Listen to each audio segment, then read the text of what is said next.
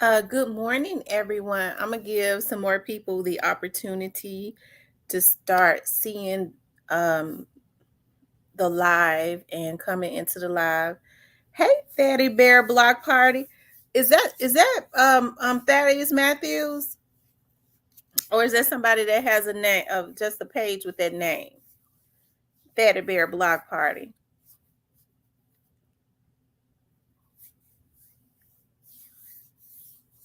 I like Thaddeus Matthews.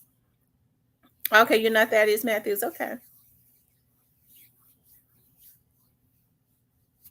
Hey, True Aquarius. Hey, Yam. Hey, Shantastic. I got a good topic today. I thought about this morning when I was laying in bed. Y'all know, a lot of stuff, quite a bit of stuff. Okay, you're not okay. Quite a bit of stuff is shut down around our area because of the ice. It wasn't as bad, but I think it's going to get bad today, which is bad for me because I got to be out on a. I don't have to be out on a case today, but I have to be out on a case tomorrow. Um, Down in the deepest parts of Mississippi. So I was like, oh Lord, Jesus Christ. So, hey, Aunt Will, Clarinetta, True Aquarius, Alfred Johnson. I hope that you guys are doing okay this morning. Miss Yam, I came up with this topic because I was laying in bed this morning. I was thinking about this. I was like, why is the Black community struggling? How did this happen? Well, we know a lot of why it happened, dating back from slavery days, right? And what needs to be done. But what the problem is, we talk about slavery from what, over 300 years ago, and it seems like it does not take any community that long to get it together. Look at the Jews. They had what happened with them with Hitler, but the Jews seem to be on top of everything because they got a battery in the black people back.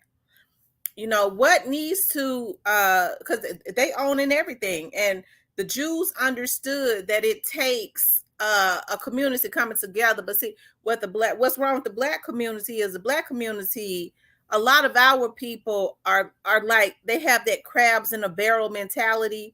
I never in my life thought I would see black men getting on YouTube uh trying to orchestrate hits on women because they scared that they're gonna get more views than them. But what a lot of people don't know is, and I'm not going to get into that, but I'm using that as an example, is a lot of these black men work with some of these foreigners that have pages, these off-brand YouTube pages talking about young Dolph and things of that nature. They work with them. They put the battery in their back. And we know other communities, for some reason, especially if they come from some type of other background and things of that nature, like the Eastern or whatever, backgrounds where they don't care for women and things of that nature. They don't really like black people anyways. Especially not even the ones that they making a fool out of them. I will hack for you. I think it just needs to be a conversation. I ain't gonna get carried away into that, but I think it needs to be a conversation. I know mental illness is running rampant in our community. Okay. Not only that, so that's given. Mental illness and drugs play a really big part of what's going on, right?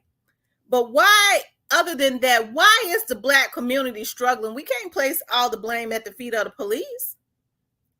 We can't do that. That right there, the police all the issues that we have in our community. There's no way in hell that we could just blame it on the police.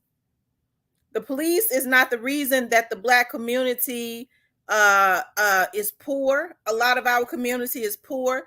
The police is not the reason that a lot of things happens within the black community, you guys. Why hasn't there been a conversation? Why haven't we had leaders to bring us to the table? Okay. Why haven't we? And see, I'm gonna tell y'all something, and I keep going back to other communities because I've seen how other communities do it. You don't have people in other communities selling out their communities. You know why? If they get together and collectively decide that they're going to put a politician, and politicians are very important.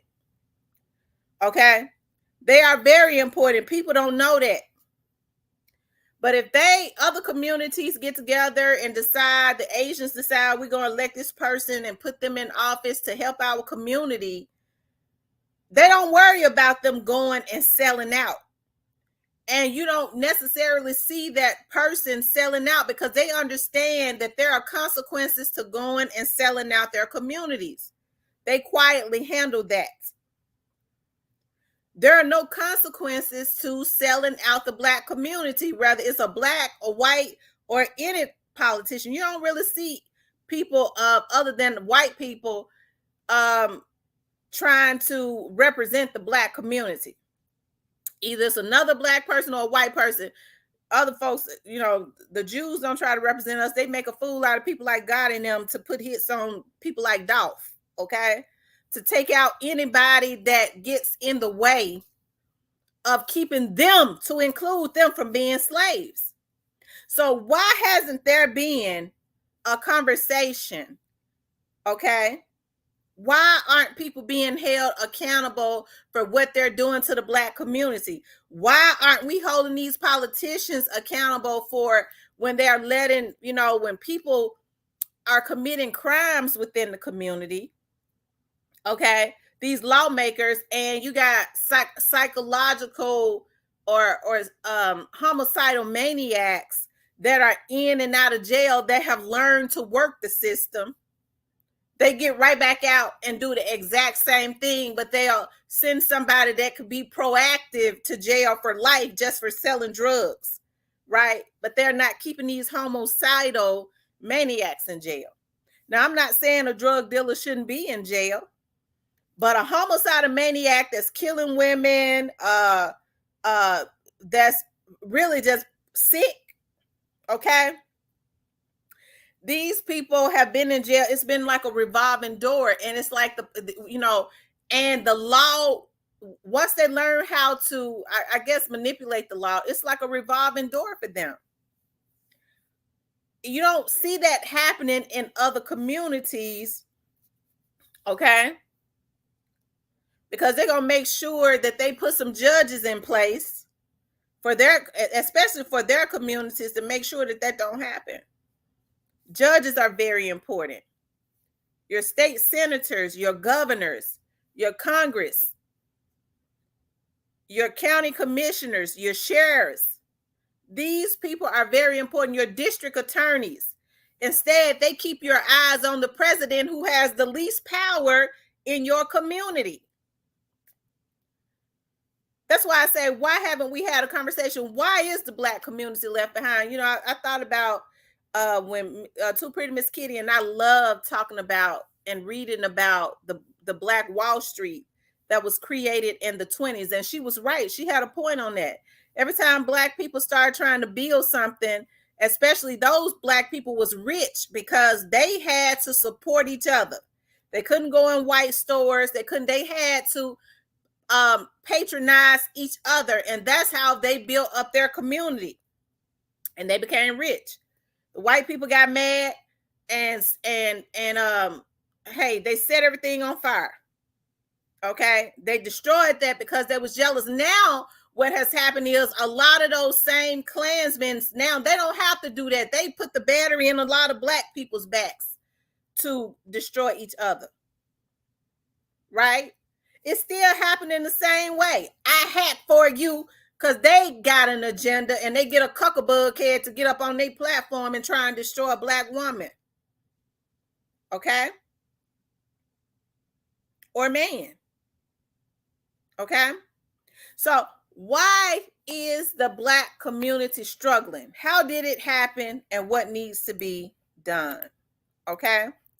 This is a conversation that we should have been had. I'm dropping the link, because so many Black people go, well, I just don't understand, what's going on. We talk about our kids. Now, I know y'all some of these folks be getting mad at me, but I have to speak the truth. There are a lot of black kids are very talented by nature.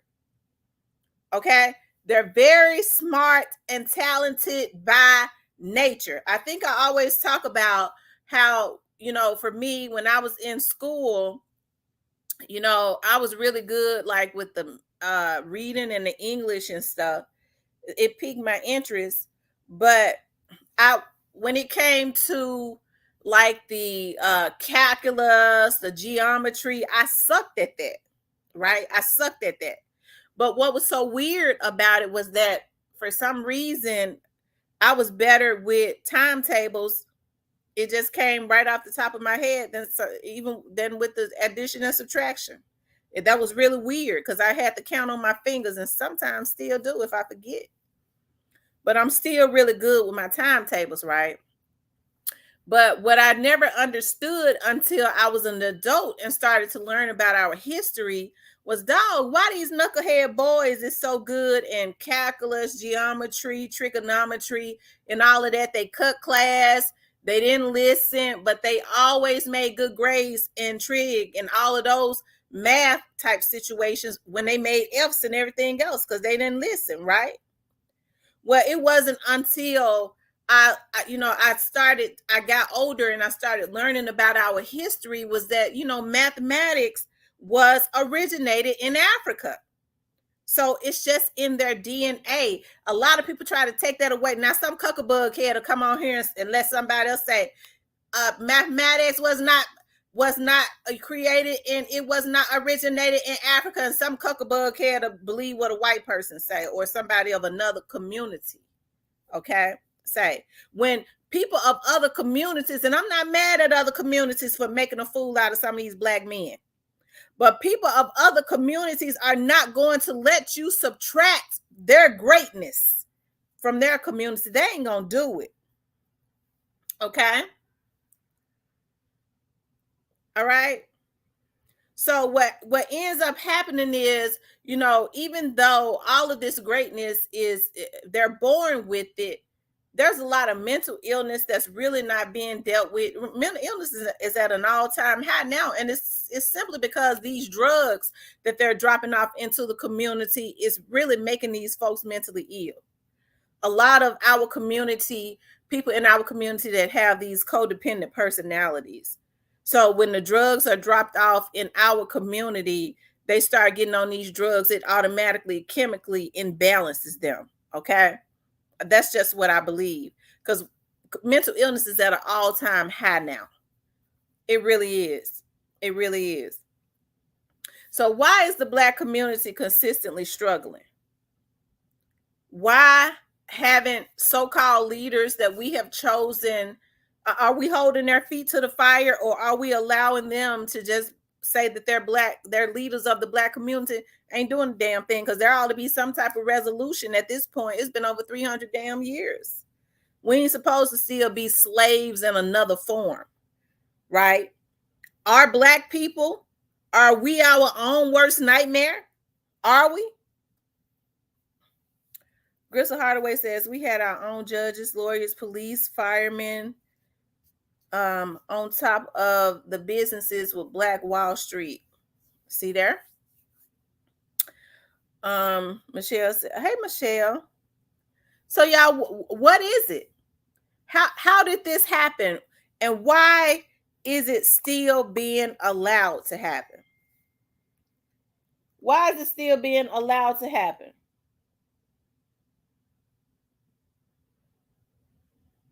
Okay.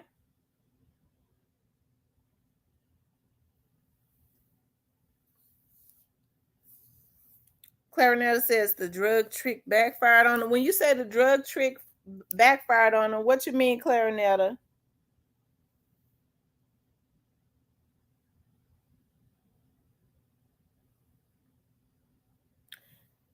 Tell me what you mean when you say that the drug trick. You talking about when they actually put drugs into our communities? Um, it, uh, uh, they drug trick kind of backfired on them. And you saying now it's kind of out of control.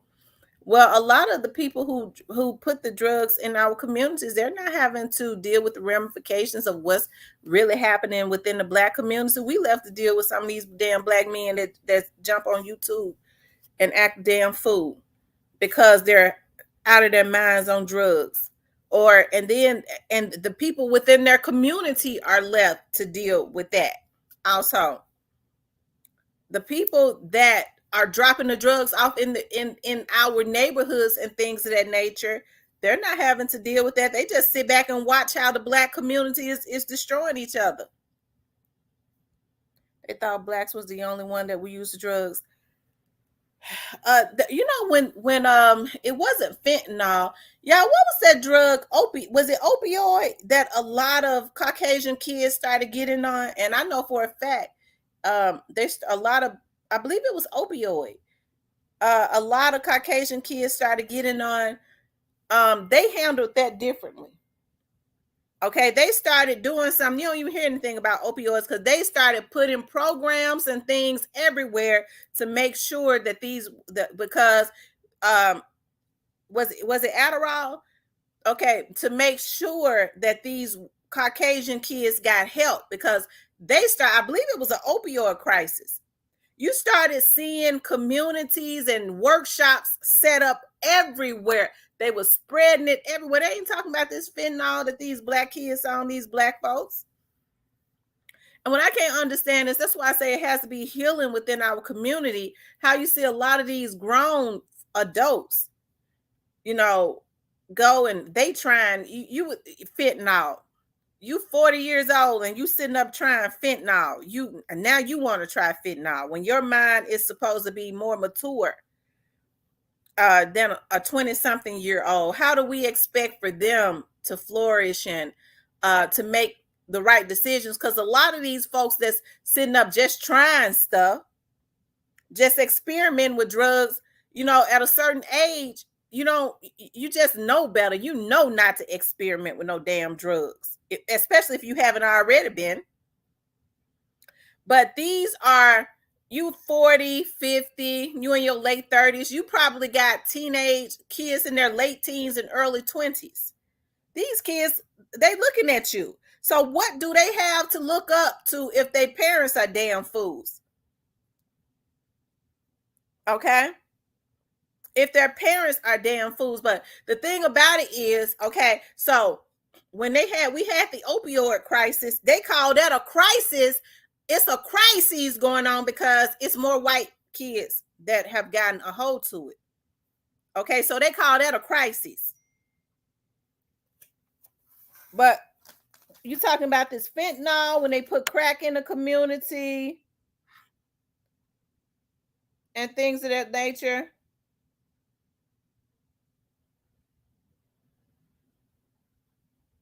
Hold on, y'all. Okay. You know, we they call just a bunch of junkies. It ain't no, hey, there's no help. Right. We got a crisis when you're talking about pills. What are these fentanyl pills that these folks taking? First of all, yeah, I think what we have to do is we got to get to the root of why our people feel like we're supposed to have codependent personalities. Why are they wanting to get high so much? What is going on where people just want to stay high? They know that these drugs are dangerous, but they feel a need to want to stay high all the time. I don't think that we're getting to the root of the problem. Okay, and it's got a lot to do with pain mentally. That's right, self hate and pain.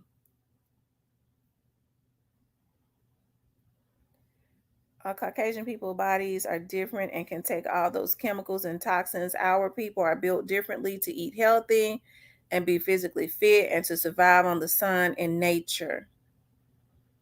That's true. We don't get therapy, boss lady. We don't.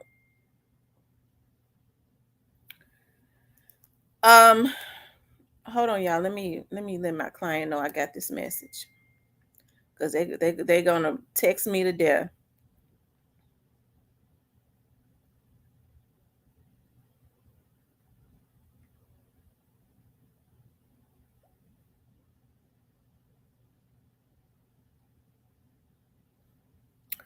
Okay.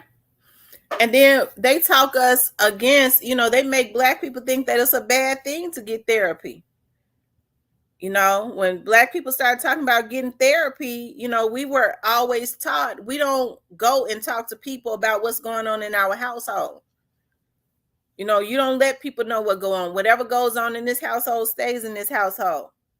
And then also if you go and talk to somebody like a shrink or something, they make you think, well, you must be crazy. Well, hell, you crazy anyways. You about to lose your damn mind. And it ain't nothing wrong with that. Sometimes people have to, when they stressed out, they have to lose their mind to get it back, to get the help they need. But if you can go and get some counseling, then that's good. But the thing about counseling is now they even trying to take advantage of people with that. And I'm not telling people not to get on no meds, because some of these folks are homicidal maniacs. If there's a pill that can keep them, with a little sense in their head, I'm all for that. But even now, y'all, you have to be very meticulous. I think I spoke about when my grandmother died. Okay, when my grandmother died, I was very devastated. My grandmother helped to raise me. Okay, and so when she died, I didn't know how to take it. She died in February of the year that she died. Okay, and um, it was like real surreal to me. So I remember when I would get on the expressway, I would always go the long way because I didn't ever want to ride past the hospital that my grandmother had died in. So for about 3 or 4 years, I couldn't go that way on the expressway. So I would tell myself, because I called my grandmother Mama too, I would always say, Mama is at the hospital. That's how I was able to handle it for all of that year. But Christmas was my grandmother's favorite time of the year. She loved the holidays. She loved Christmas. Even when we was living in the projects, we had the best looking Christmas tree. She just went all out, and everybody would come to see like our Christmas decorations and things of that nature, because it was just beautiful. She just loved Christmas. So so that year that she died around Christmas time, it hit me. I said, oh my God, Mama gone for real, and she ain't never coming back. She ain't never coming back. And it gave me a breakdown. I had to deal with it.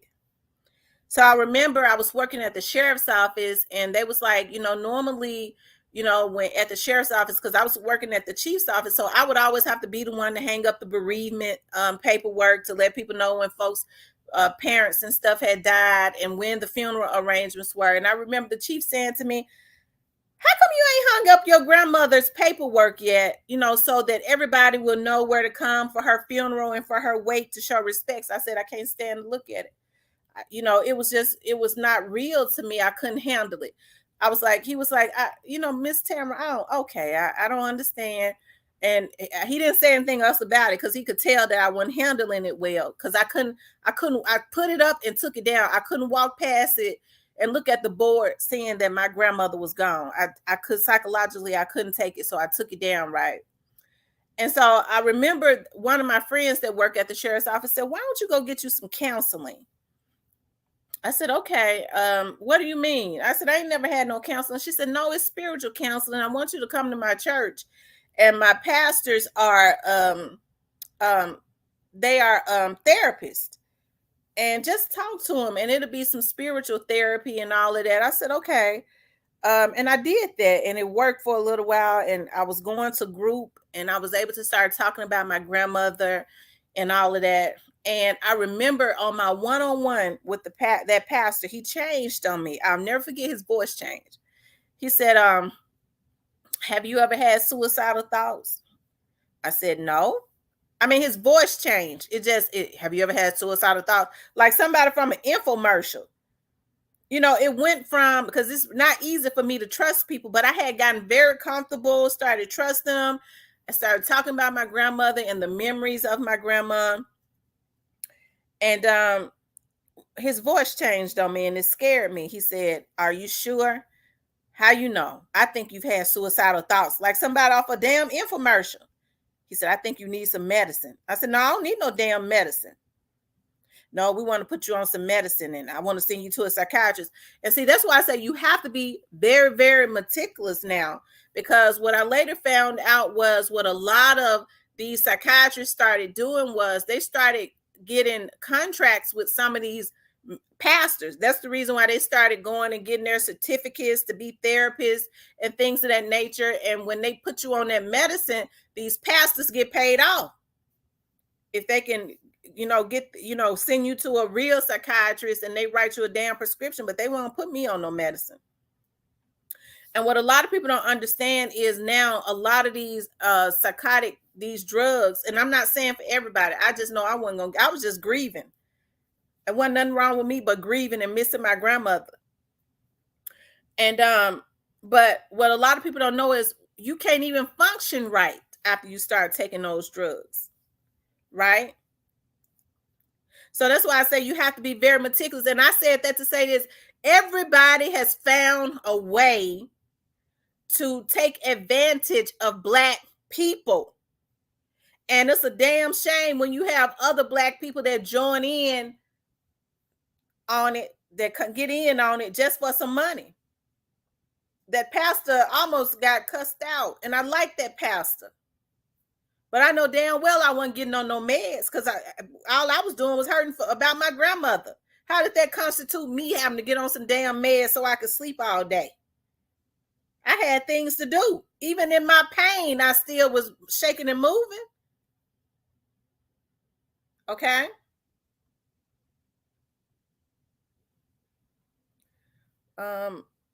And so I said that to say this, they targeted Black women. And see, I think this is a result of what we're seeing now. That's why I say we have to hold a lot of these politicians' feet to the fire, because they are a part of this mess. They allow a lot of this stuff. You're talking about a community, a lot of Black people that just don't know. And that's what pisses me off when I know an impoverished community, just like they keep the people in Africa, they don't want Africa to know that all of the gold and resources and things and how rich is over there in Africa. They keep them oppressed so they'll never know and sick. And they're doing the same thing over here. Okay?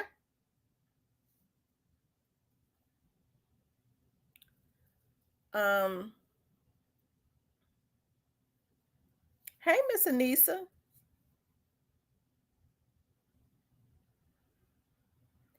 And so what they did was they targeted poor African American women and told them if they put their children on Ritalin,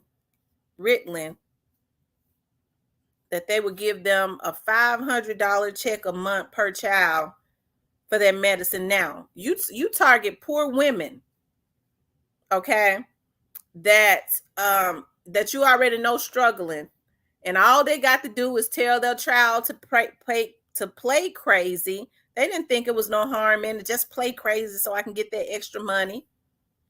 Okay. Everybody in the household had a child on Ritalin.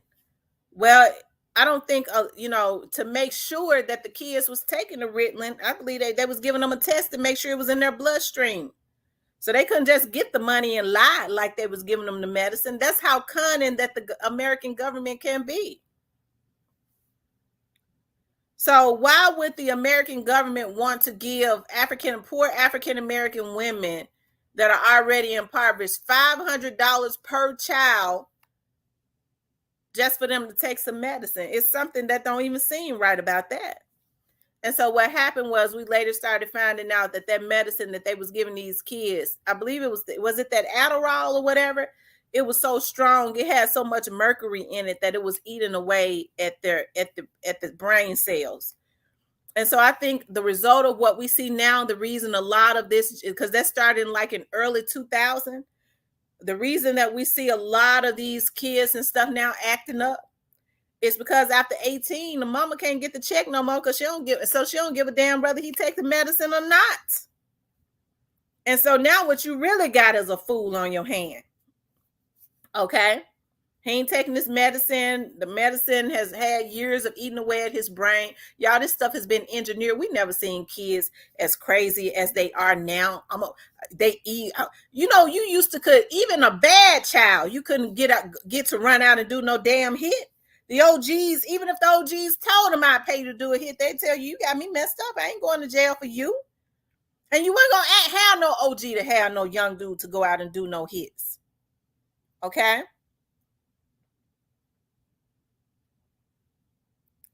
So a lot of this stuff, right? Autism has, hey, people don't even talk about that. At an all-time high, and it comes from a lot of these vaccinations, like a lot of stuff. That's why I say, why is the Black community struggling? It is because the Black community is always targeted. Okay. That's right. DCAT, she said, got 6-year-olds shooting their teachers. A lot of these kids now are overexposed. I was listening to one of my cousins, okay, who said, I gotta get my child. I gotta get my child. And he was really out there in the street, always been out there in the street. But trying to change his life, the teacher, called him and said that his daughter, who was being raised by her mother on a bus, talking about, I got to get me a hot boy. I want to suck, just like my mama do. That's a child that is overexposed, a 9-year-old child. What does a 9-year-old child know about that?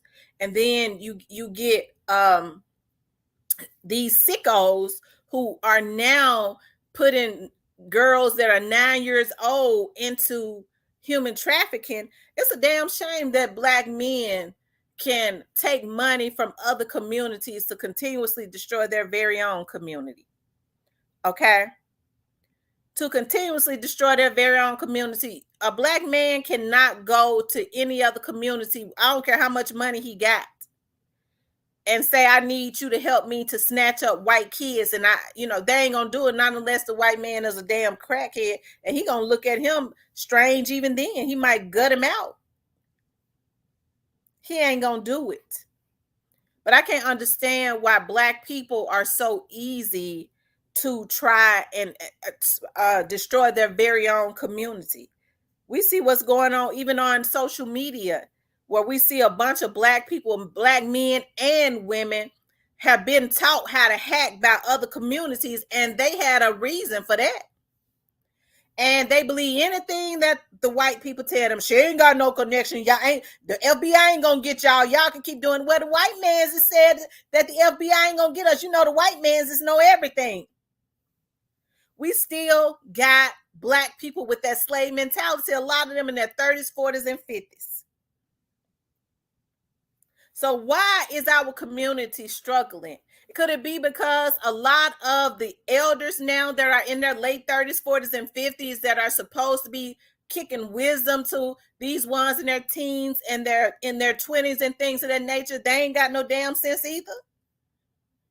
They just as corrupt and destructive, and this is what they are looking at. Hell, a lot of these folks got kids. Can you imagine what they children looking at if they ain't got no sense? If you can get on social media and act a fool, only imagine what they doing in their everyday damn life.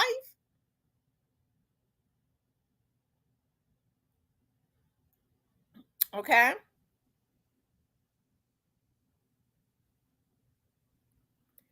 DCAT says some of these kids have had a drug dependency from an early age and then grow up and graduate to harsher drugs. That's true, because after so long, that particular drug don't even get you high no more. So they looking for something stronger.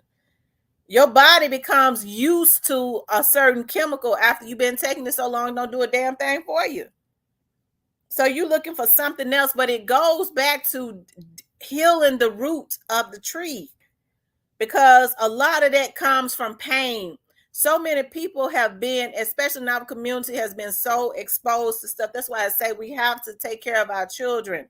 You got to know that if you allowing a child to be molested when they are younger, they are going to more than likely grow up with psychological problems, and they're going to do whatever it is to try and medicate themselves so that they won't remember this stuff. And this is what is happening. Okay. Hey, Demon.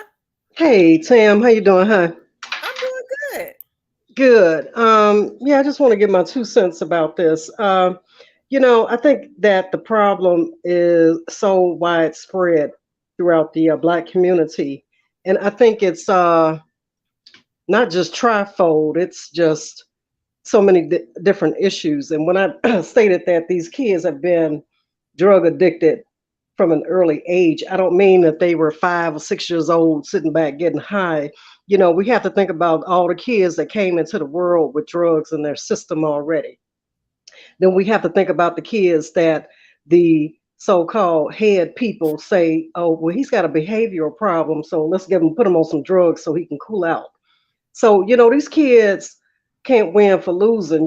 They've been prescribed these erroneous prescriptions for these uh, uh, drugs, right? So it's like Right. once they become an adult, it's like they've gone probably all of their childhood up until maybe 17, 18 years old, with these drugs in their system. So, because they already have a dependency, they tend to get out here and start doing street pharmaceuticals because they have that dependency. They have to have that drug, whatever it is. You know what I mean? Mm-hmm. That's one issue that I see. Another issue that I see is, and I hate to say it, I know somebody, some of y'all gonna get on my butt in the chat, but we're too busy trying to control each other and not control our households. I see too many Absolutely. kids raising themselves. The mamas are getting younger and younger, the grandmothers are getting younger and younger. It's no more big mamas, it's no more neighbors in the neighborhood that if they saw you doing something, they tell your mom you got your butt kicked. But these kids are practically raising themselves. So, when you let your or allow your 10, 11, 12, 13-year old just out here on the streets. And I see it in my city. You can walk or drive past any liquor store, any gas station. You see kids out there that have no business being outside 1, 2, 3 o'clock in the morning. It's like, where are your parents at? We had a situation here where a young man, Hispanic young boy, got killed by the police. And of course, the first thing they want to do, Tam, is blame the police. But I Mm-hmm. blame the mama because what was he out doing with a grown man toting a gun 2 o'clock in the morning? He should have had his butt somewhere in the house.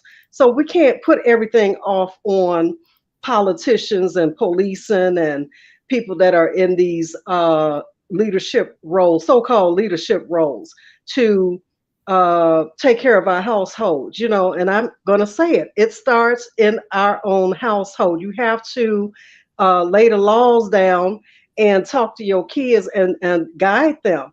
Now, I get it. You got parents that say, well, I did the best I could. Yeah, I get it because you got some kids that are just, incorrigible. You can't get them to go left or right. They're just going to do what they want to do. So Mm-hmm. I get that. But at the end of the day, when there is no structure, no discipline, and I don't mean discipline where you can beat the daylights out of your kid and then now the DCFS got to come in. That's abuse. I'm talking about discipline to the fact where, they are taught right from wrong. You have to teach your kids to have compassion for human life, have respect for authority and respect for adults. Because anytime you got a 6-year-old out here in the classroom taking a gun because he want to shoot the teacher. He mad at the teacher, and she getting in an argument. Who argues with a 6-year-old? It's like kid. But see, he's obviously he's loose at home. You know, no structure at home, so he felt like he could go to school and do what the hell he want to do. That's just an example, but that's just my take on it. Mm-hmm. Well, you're telling the truth. You're telling the truth. I think, as I was saying the other day, what we have to do is stop looking outside of our community. We have to stop looking outside of our community, just like you was just saying. Instead, well, what they gonna do now? My kids, just like I was saying the other day, somebody was saying, well, the police ain't doing their job. My son, it's a curfew, and they didn't make my son them come in the house. It ain't the police job to make your son come in. Yeah, You where in the supposed hell are to have way you? more influence than the police. Girl, we couldn't. Let me tell you something. When the street lights came on around 8 o'clock, and when, especially in the summer months when school was out, we knew to be on the porch. Okay, it was no question. It wasn't even a conversation. And that was every household on the block and in the surrounding areas. You know, parents back then ruled with an iron fist. Okay. And it's like now these kids are really raising themselves because I had three brothers, and I'm gonna tell you something. Could not nail one of them come up in the house uh, with tattoos and toting and flashing gang signs, and they better not even look like they was in the gang. Okay, because see, my mother was the walk 'em down gang. She'd have trampled all over their damn necks. Hmm. But now you have more parents encouraging their kids to be gang members and things. And that is it a mental illness when you have a mother encouraging her sons to be in gangs, and then when something happens to them, want to blame other people? Is that a mental illness? No, it's not a mental illness, I don't think, Tam. I think it's a lifestyle. I really believe that it's a lifestyle that, everybody think they tough shit, Tony, and hey, that's how we get down. That's how we roll. We roll 40 deep in my family because everybody in my family a gang banger. So if you mess with one, you're gonna mess with all of us. So it's almost as if it's a badge of honor to uh, promote being a gang member. It's like a badge of honor. It's like, uh, we run it. Everybody wants to run something, but their own damn household. That's the problem. Mm-hmm. Your community starts behind your own closed doors, whether you paying rent or mortgage. That's your community. Because see, you can't control what other people do, but you can control what goes on inside your house. That's true. That's true. And hey, we have to stop giving these men passes that are not helping with their children. That's right. I think that we annihilate the woman, but we kind of, well, she shouldn't have had them kids with him. I think that's the reason why these men are able to, a lot of them are able to feel so comfortable with doing what they do because they already know they're going to lay it only at the feet of the woman. Yeah, I mean, we can do that, but there's a flip side to that coin, Tam. We also have to teach our girl babies that, you know, uh, uh, teach them their worth. That Right. just because he look cute and just because he gave you a compliment doesn't make him worthy of being your man. It doesn't make him worthy of procreating with. So we have to teach our girl babies that you can't procreate with everybody. You know, Mhm. because everybody that you think cute, like I said, gave you a compliment doesn't make him daddy material. That's true. Yeah, yeah, don't mean he father material. Especially when he ain't had no damn job in 2 3 years, and you're gonna turn around and get pregnant by him because his Exactly. dreads look good That's and you right. like And his have two, swagger, three kids. And girl. have two, three kids. And he done told you, no, I'm not gonna marry you. And then sometimes if they do marry you, it still ain't no better. But Deepa, how what do we need to do? What do we need to do? What can be done to get because I know they talk about slavery, but the Jews had the concentration camp. And so it seemed like they're on top. Because I was listening to this Jewish guy on this show. He said we were taught that we don't live in apartments. We own apartment buildings. That's what we're taught. What is Yeah, going on in our community? self-preservation, cutthroat, every man for themselves. Following up, being a follower and not a leader. Okay. Um, Being too, like you say, codependent. We are too codependent because here's my deal. And this is just like I say, y'all get on my necks. I don't mind. But my deal is this. Don't go out here and have 4, 5 kids and then tell me about the government cut my food stamps. The government this and the government that. Let's stop laying a blame on the government for every damn thing that we are as a person, as an individual, have control over. Birth control been around for umpteen years. You know what I'm saying? So, Hmm.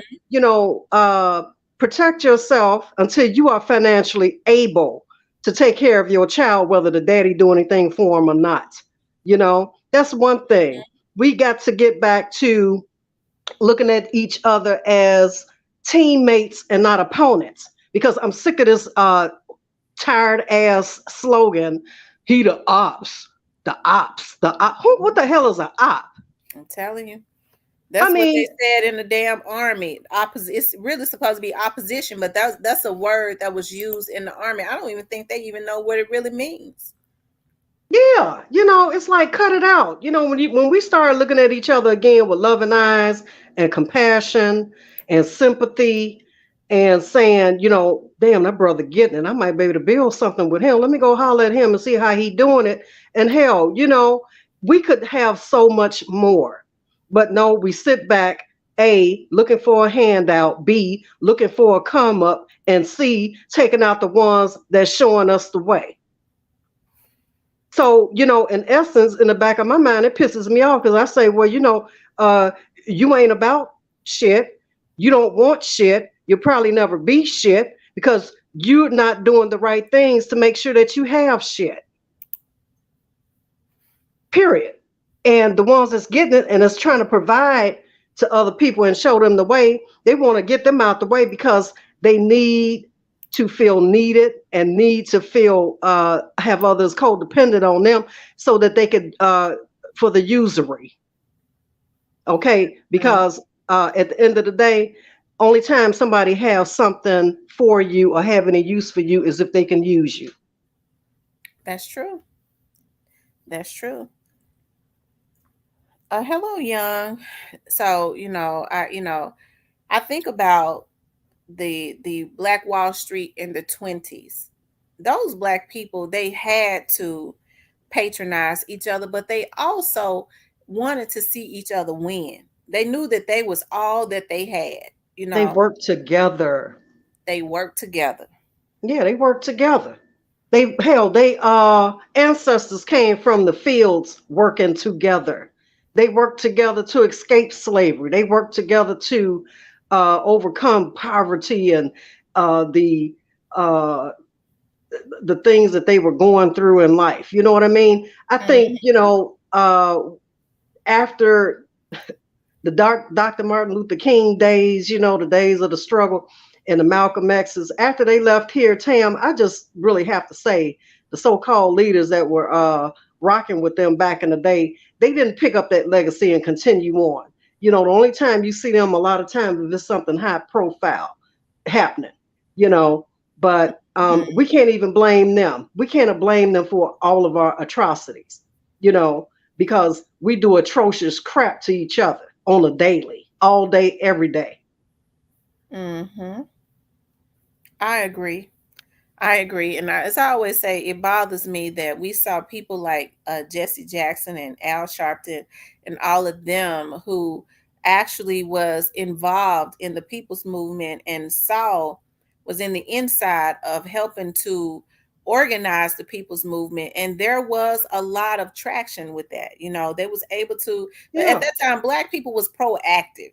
yeah, They wanted freedom. They wanted their rights, and that's so right. they fasted. They didn't ride the bus. They walked to wherever they was going. You know what I mean? Because they wanted to make a statement. They listened to leadership, Dr. King and them. You saw Jesse Jackson and them. They was involved, so they knew what it took to get a movement going and for it to be successful. But you never saw them administer whatever those ingredients were to the newer generations. They never said anything about it, and they know it took organization. Yeah. But see, like I say, Tam, we can't depend on these people that have never stepped foot over our threshold into our household to uh, control our households and have us living prominent lives. We have to do that for ourselves. And I keep saying it, it starts with the parents. Young girls, if you listening, it starts with you. If the daddy ain't there, then okay, pick up the pieces and do what you got to do. But it starts with you telling your boy babies, your girl babies, that they are worth it, that they have a brighter future. We can't keep saying, uh, I be tired. I don't be feeling like cooking no dinner. So I have to work and I'm tired. They know how they grown enough to know how to do fend for themselves. Well, guess what? They didn't ask to come here, you know. But like I said, it starts in the household, and I'm a stand on that. You know, It do. we can't keep, because guess what? Politicians been politicians for forever. That's But they ain't never step foot in your household and know how you do things and know what your needs are. Don't nobody know what your needs are more than you do. that's true. You know what you need to run your household. And another thing about the gangs and stuff like that, unfortunately, it's a culture, it's a community within a community. Unfortunately, we've heard young men say, I never wanted to join a gang, but I had to if I wanted to survive where I lived at. So not every gang member wanted to live that lifestyle.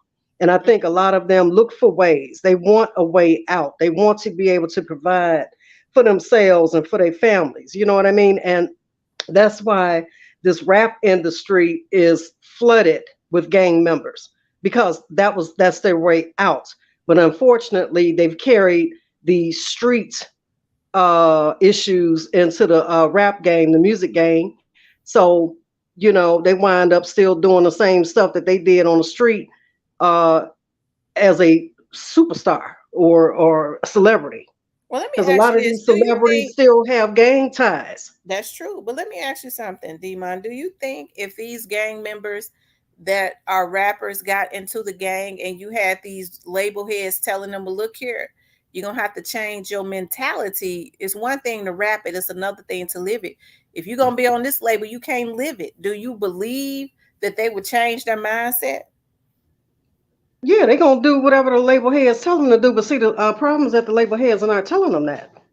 They want Right. them living it, because a lot of them probably are invested in the damn prison systems anyway. Absolutely. So and then that coupled with these life insurance policies. So these label heads, they could give less than a damn if they still in the gang and still living it. They want them to do that because see that gives them more gives them something. What's the word I'm looking for? Really, it essentially just plays right into their plan, their grand scheme of things, right? Mm-hmm. Because I'm gonna tell you something. Not all these little. There's so many damn rappers out here, Tim, that you can't name them all. So if you would really break down their talents, I'm gonna tell you something. Probably 35% of them ain't really got no real talent, but they in it, or they in a with a label, or they getting money with rap for a reason. So it It's goes back payment. to It's payments. payments. Yeah, Mhm. yeah. Because Look that's at, just the way I see it. and Not not every to try damn. to bring up straight drop them, but look at what happened immediately after Young Dolph was assassinated. He was in videos. Yeah, he thought he was gonna be a rock star because they told him he Mhm. was gonna be a rock star. You know what I'm saying? He thought he was gonna be partying like a rock star. That's what they told him. And even while his simple-minded, shallow-minded butt is still, he fickle. And when I say fickle, you so fickle that you just fell for the okey doke. They told you was gonna be a rap star, and even from jail, he's still trying to rock out and be a rock star. It's like, dude, you know what I'm saying? Mhm. You putting out a record from jail didn't help you. It didn't help you. It didn't gain you any more momentum. If anything, it got you in more trouble. You know, so somebody was still probably in his head at the end of the day. Nah, bro, you good on this. We got you. We're gonna pay for you an attorney. Blah blah blah blah blah. You gonna beat this. Go on and put a song out.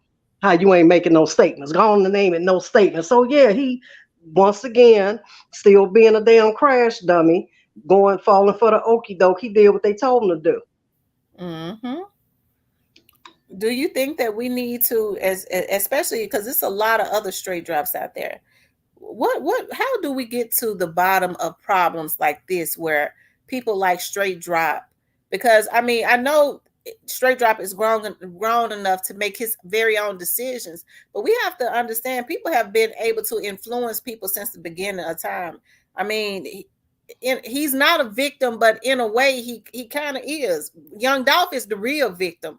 But what I'm saying is he was influenced. You think about somebody like straight drop, he was already, there has to be mental illness there to even rape a woman. But even though I hold him accountable to the fullest of what he did to young Dolph, it's still people above him that I hold even more accountable. Yeah, absolutely. But see, Tam, like I said before, uh, we're living in an age and in a culture where, I say probably 80% of our youth, and not just the youth, some of these old heads too, are followers, and like you said, they starstruck. So we already know that if the heads of these labels and the Diddy's and the Jay-Z's and the Boozies, if they come out and say, okay, guys, we starting a movement, if they all band together and say, we starting a movement, no more diss tracks, no more putting bags on people's heads, no more sliding on each other and this, that, and the other. We're just going to put out good music and work together and take over the music industry. And now we're going to start our own distribution companies and whatever.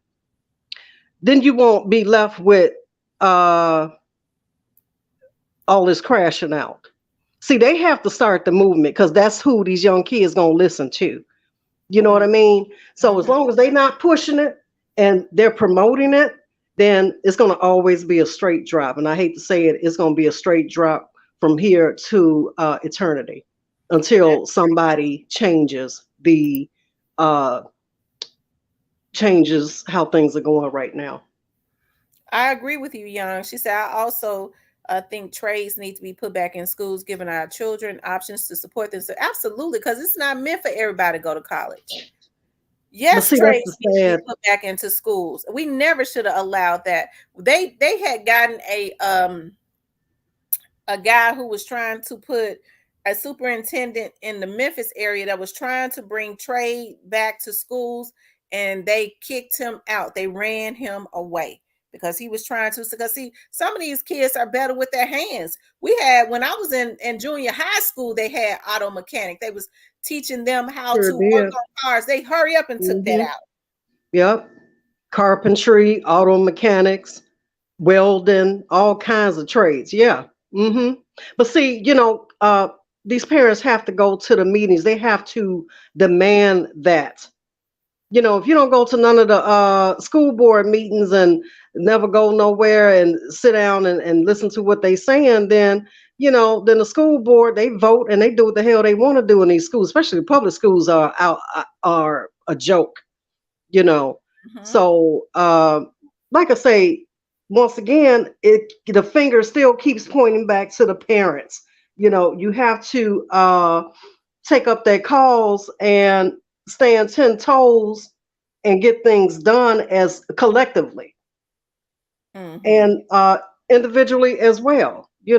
So like I say, unfortunately, I just really feel like it's going to be 1,000 more straight drops out here because they want the money, they want the fame, and you got a lot of them that say to themselves, "Well, I just take my damn chances." If King Kong Cobra send me out here to do a hit and he tell me, I'll have some money in my pockets, then I'll just take my chances on if I get caught and go to jail.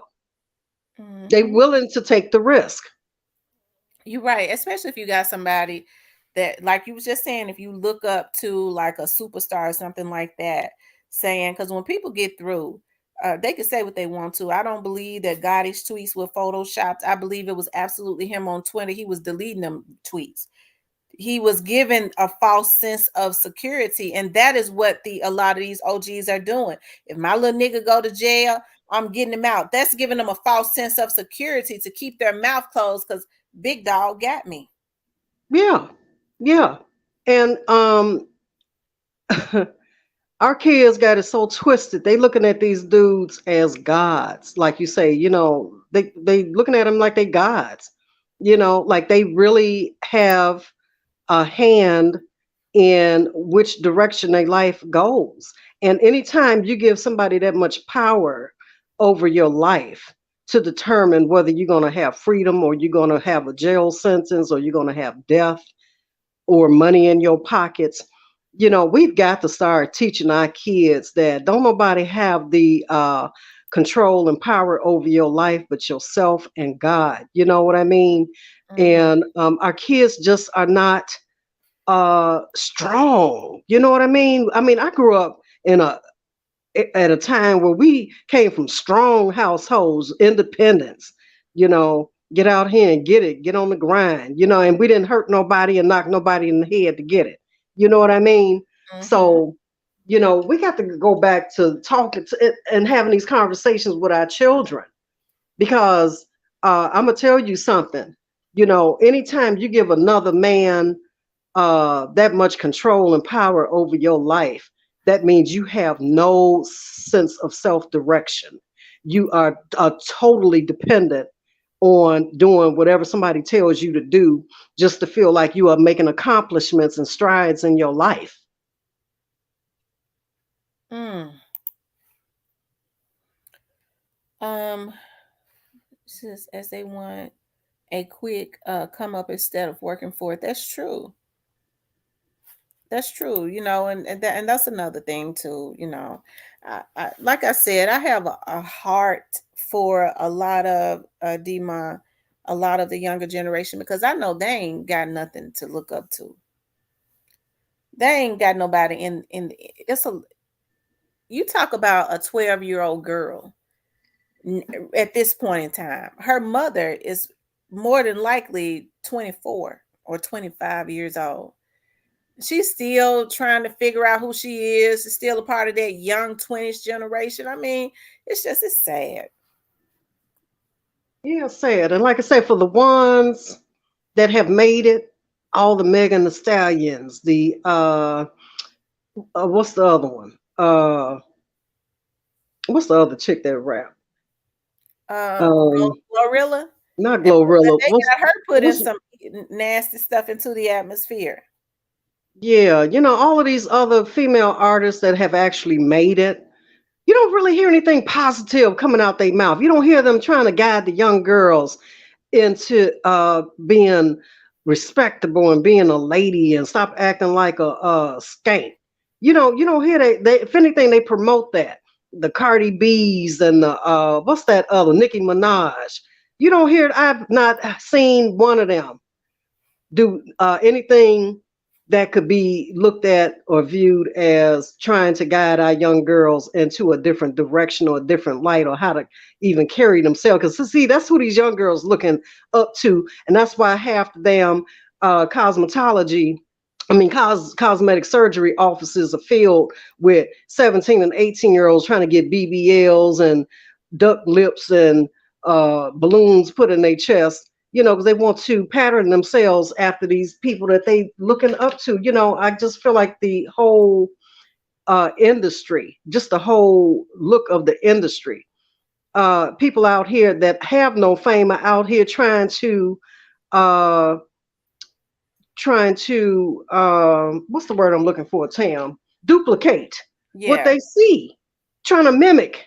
You trying to mimic somebody that have made their millions off your ears and out your pockets. Mm-hmm. They don't give a damn about you, and they don't care about how you struggling at your house, and your kids are hungry, and the baby daddy ain't around. Because your first thing is, I got to go get me a BBL, so when I walk down the street, I can get some attention.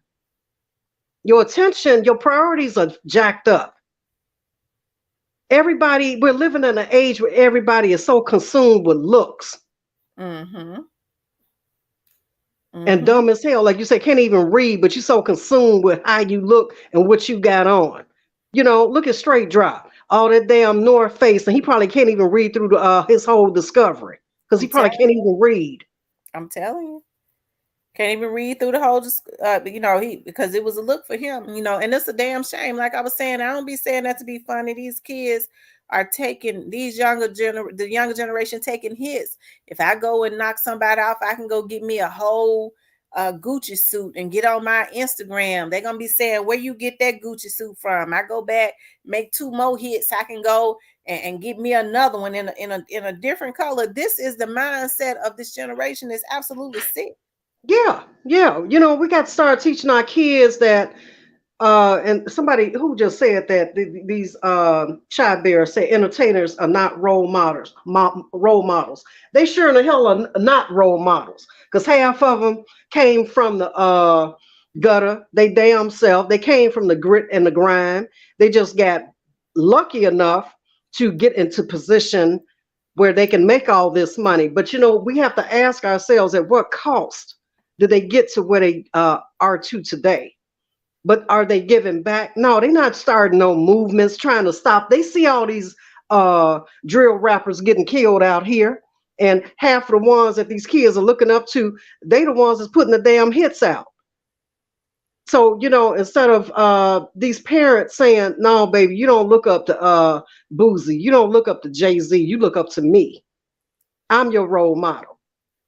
And we have to start putting ourselves in a position for our kids to respect us. Because I'm gonna tell you something, Tam, it's a sad day, and I hate to say it, you got a lot of kids out here don't even respect their parents because No, they, they they don't. see how their parents living. No, they don't. Yeah. Hold on for a second, D-Ma. I'll be right back. I'm just gonna fix me a cup of coffee. I can Okay. hear you though. Okay. Kids be having every pair of Jordans, yet failing every class and blame the parents. Yeah, boss lady, dumb as hell. I bet not to come home with anything under a C. And if I got a C, you better believe I had some explaining to do. But it's a different time, and I hear all these modern day people talking about, well, we living in different times. Things are different now.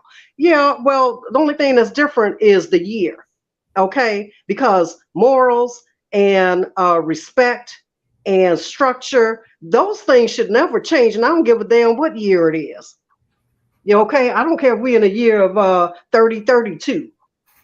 It's some things that should never change. But when we get so far gone that we can't even teach our kids to be respectful of others, that's why there's so much damn bullying in the schools. Should no kid be committing suicide because they've been bullied? Okay, see, a lot of things are learned behavior, and when you're sitting up in your household letting your kids see you act a damn fool, then it's sad to say there's a lot of kids out here that don't respect their own parents. It's a lot of kids out here that don't they have a parent or parents, but where the hell they at? They too busy living their life. So like I said, half of these kids are raising themselves. You know, um, we can't expect the alderman and the governor and the senator and the police and everybody else to raise our children. Because once these kids leave our house to go to school, they should be able to go into an environment and learn. They don't want to go to school and learn anymore. They want to go in school and see who's the best class clown. So some things should just never change. I don't give a damn what year it is. Parents don't believe investing in their kids. Quick to complain about $85 for tutoring, but pop bottles every weekend. Girl, boss lady, you better say that. Yes. Too busy trying to put expensive clothes on them, because see, we got to get back to the basics. I'm not going to give you everything you want, but I'm going to give you what you need. Right. We don't pay $85 for tutoring. So you let them just go through life being passed from grade to grade, being dumb as a box of rocks. And then you'll take that $85 and, like you say, go pop bottles or go buy the kid some damn expensive gym shoes or something, you know. So the priorities are all jacked up because, see, like I say, we are visual creatures. we've always, as human beings, been visual creatures. So, everybody wants to look the part and not be about the part.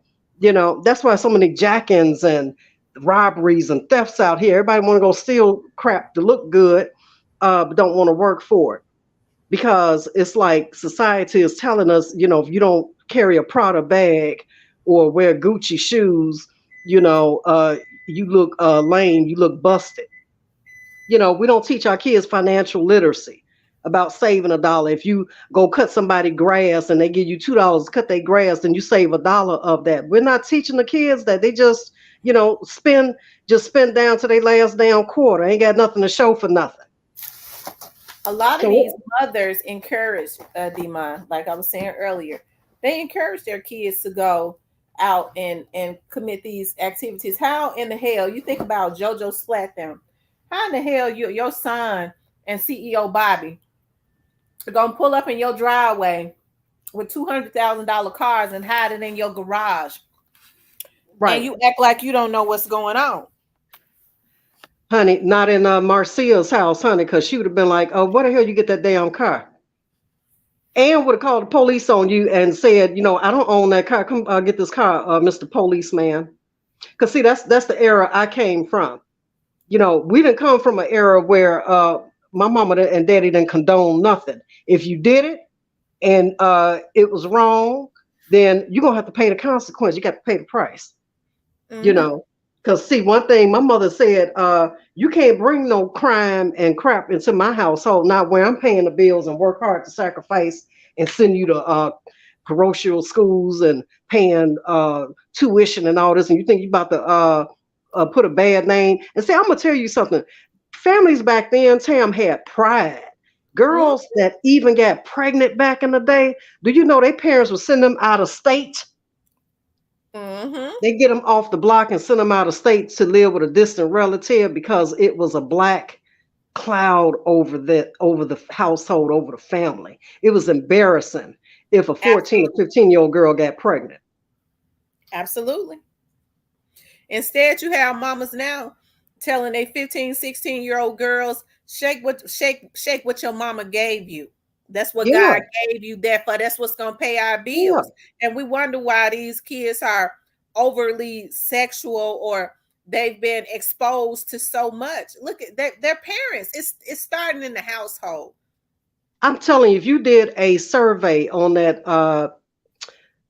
thing that was out back in the day, that back page. Remember back page, girl? If you did a survey back then of all the young girls that was on there, I guarantee you most of them was probably under the age of 25 on there soliciting their bodies and their services just to get some money. And it's like, young lady, it's so many jobs out here. And it pisses me off when I hear people say, ain't no jobs out here.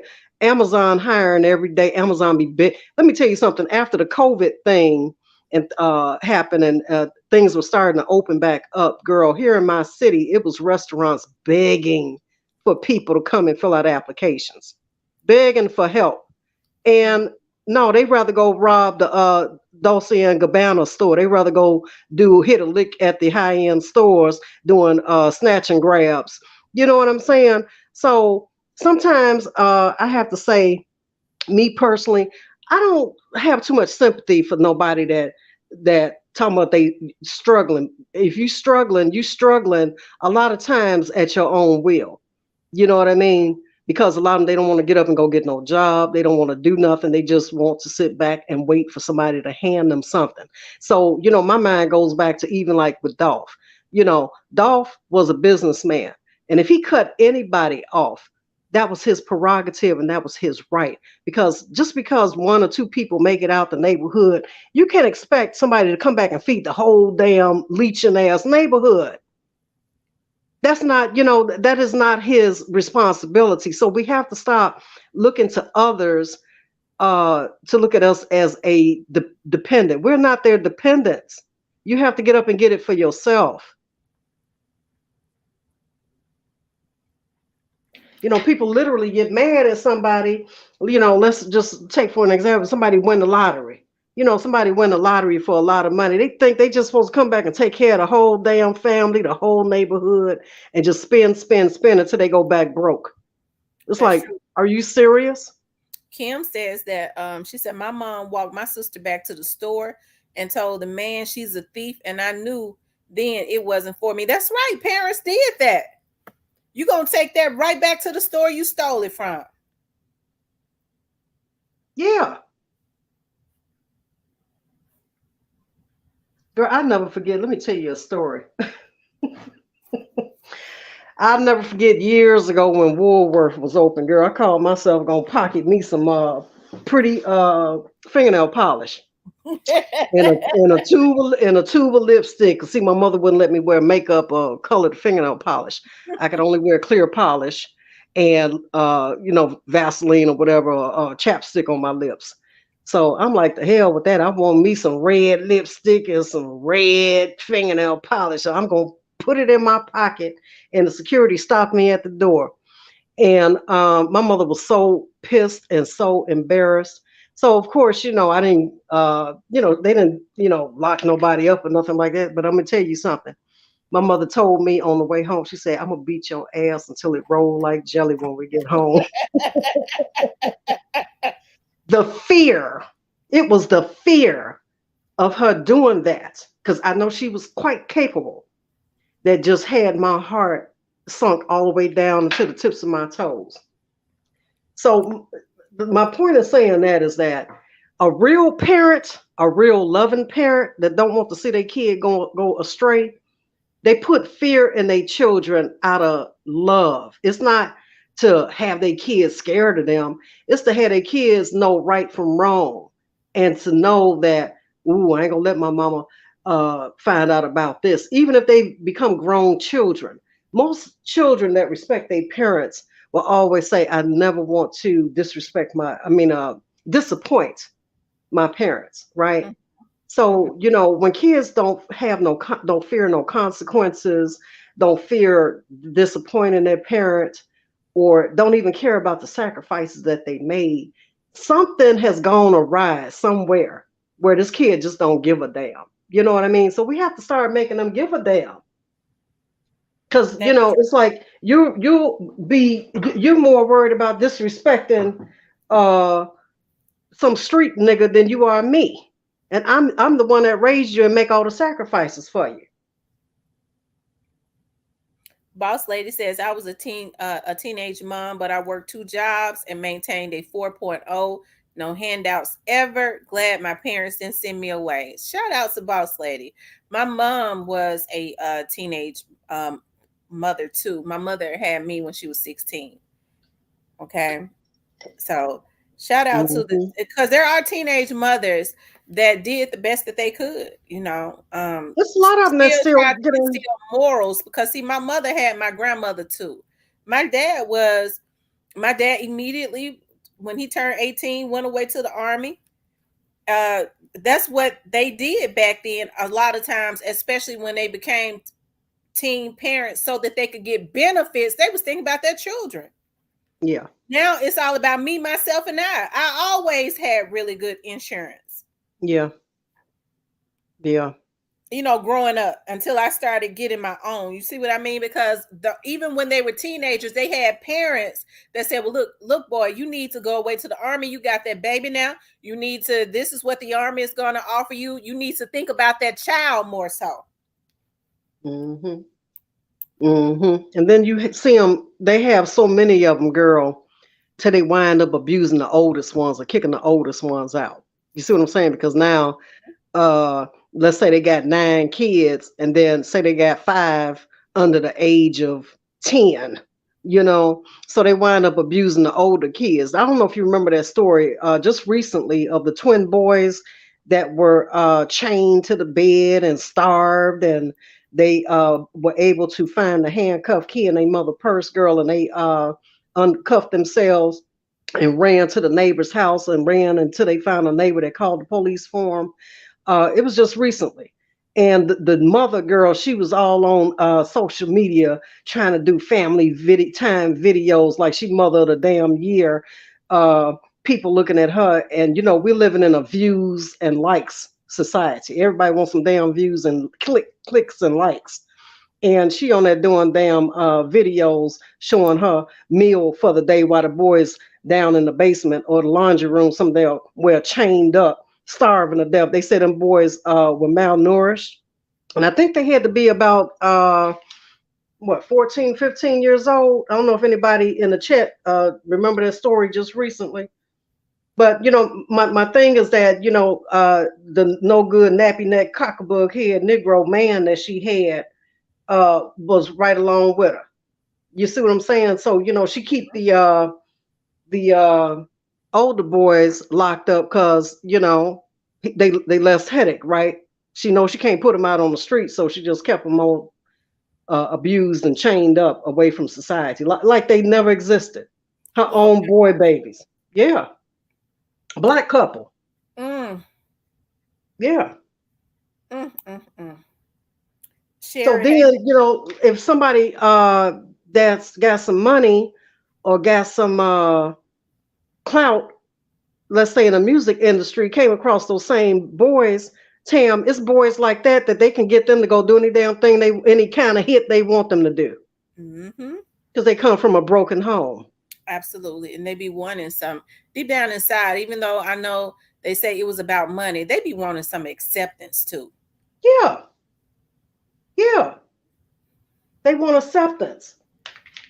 They want acceptance, and like I say, I'm with you on that about these young boys getting sent out. Yeah, we could argue the fact that, well, they know it's wrong, they know right from wrong. Yeah, we could argue that. But like you say, when somebody's dangling thousands of dollars in your face and luxury cars and designer clothes and diamond jewelry in your face, and that's something you never had, you feel like, damn, I have arrived. My ship is finally sailed in, even though, I had to put somebody 6 feet under to get it, but I ain't concerned about that. I'm just concerned about the come up. Mm-hmm. That's it, and that's all. And ain't nothing gonna change if these so-called higher ups don't change the tune. If they gonna keep the needle on the record at the same mark, then we're gonna keep getting what we've been getting. That's true. Sherry says, honey, I used to just look at my boys and they knew to go sit down somewhere. I'm telling you, when you could give you, because I did it with my girls. When I gave them a look, I would stare at them. They knew to sit their asses down. Yeah, But see, it's a yeah. different time now. And what bothers me is like you see a lot of these kids in their 20s, like around the time that I was raising my kids, the mothers are my age. Demon, they came from the era that I came from, and they're instilling something else in their kids. They are upholding what they do. Yeah. They know they breaking into all the houses in the neighborhood. Your son or your daughter coming there and giving you all kinds of rings and stuff, and those rings, those diamond rings, been worn out. Aren't they a part of the problem if they ain't asking them? My friend told me that they busted a house in East Memphis. He said, and when I tell you they had over 100 different key fobs in the room, the boy did just Mm-hmm. laid out over 100 different key fobs. Mm-hmm. You mean to tell me that woman paying rent in that house and she never walked in that boy room and saw all those different key fobs and keys and stuff? No, she probably headed the operation. the the CEO. You know what I mean? Because see, we have to, I hate to say that it's a generational curse, but in some instances it is. We have to kind of look at a different scenario too. Think about all these types of mothers who kids were never taken from them through the system, right? Think about these types of mothers that were able to hold on through to their kids through thick and thin, but they were still on crime time, right? So you Mm-hmm. got a lot of these women like that that's been a criminal all their damn life. They've been boosters, they've been set up chicks, you know, and 9 times out of 10, if the daddy in the household, he probably a gangbanger himself. So think about the type of household that they're running. So when you speak about a lady like that, she the CEO of the business of the operation. So she probably been a criminal all her life. So that's all her kids gonna know is crime. uh they're taught to do crime. There were times back in the day, Tim, I don't know if you remember when women would go, because boosting used to be really hot back in the day, but they would take their kids with them to go boost clothes and stuff. I remember years ago I used to work for a high-end retail store, and we would take women uh and arrest them for having boosted clothes, and then when you take the kids in the back, the kids got more shit on them than the mama. You Yeah, know, so if this is all the kid is taught, they taught a life of crime. That's what they're gonna continue to do. You're not going to push education and push on them to go get a job or become an entrepreneur or do anything positive, because you don't know how to be positive. You've never been positive in your life. that's true. Kids are a product, as we was just saying. It all boils back to kids are a product of their environment. And if they ain't Absolutely. got no examples, they're going to mimic exactly what they see. Just like you see a baby right now, if a baby that's about 5 or 6 months old. If you start rocking your head, and it's cute to us, but that baby will start rocking their head too. They Yeah. mimic what they see. Yeah. Yeah. They sponges. They soak up everything that they see because they're learning. They are learning, and any kid, and can't nobody tell me any different. Anybody straight drop age or younger, they still trying to figure it out. Mm, I just always say anybody under uh, probably 25, 24 years old, they still trying to figure it out because in essence, they still children. It's not too much long ago that they were just became an adult. So they've only had a few years to really figure it out and live an adult life. Okay. But I hate to say it, you got some kids out here that's been living like adults since the age of 12, 13 years old. You know what I mean? You got some kids that's been out here uh, fending for themselves like adults because of their environment, because of their home. you know I see kids out here panhandling. It's a lot of homeless kids out here. You see kids out here 10, 11, 12 years old asking, hey, you got some change? You can't go in the gas station because you got somebody 10 years old sitting out there telling you got some change. sure is. Ain't it sad? Yeah, sad. It's really sad. It is a sad thing. And a lot of times when they're standing out there, their parents are standing or sitting in a car somewhere in the parking lot, got them doing it. Got them doing it. That's right. Got them doing it. So, and I agree with somebody in the chat said about the juvenile system. When these kids, and that's why they're used for a lot of crimes, because the justice system has been bad about slapping the juveniles on the wrist, and the judicial system for juveniles, girl, that paperwork is high to the sky. They got so the caseload is so uh overloaded. Same way with the DCFS. The caseloads are so overwhelming that people just not even going into social work anymore. So you can imagine how many social workers it is to X amount of children.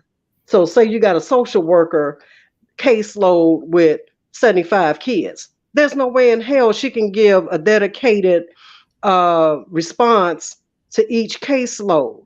So that's why a lot of these kids either stay in the system, or they get kicked out the system and wind up going back home, living a life of crime and getting on drugs and joining gangs. So yeah, it's a huge problem. It's a huge problem, and um, it's not just our community either.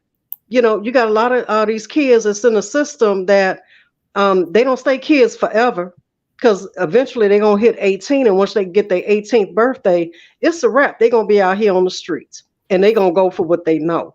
Uh, and if the rap game is the way to go, the dope game is the way to go, they're going to go whichever way is going to net them some cash flow and keep them surviving. Because, see, it's sad to say it's all about survival.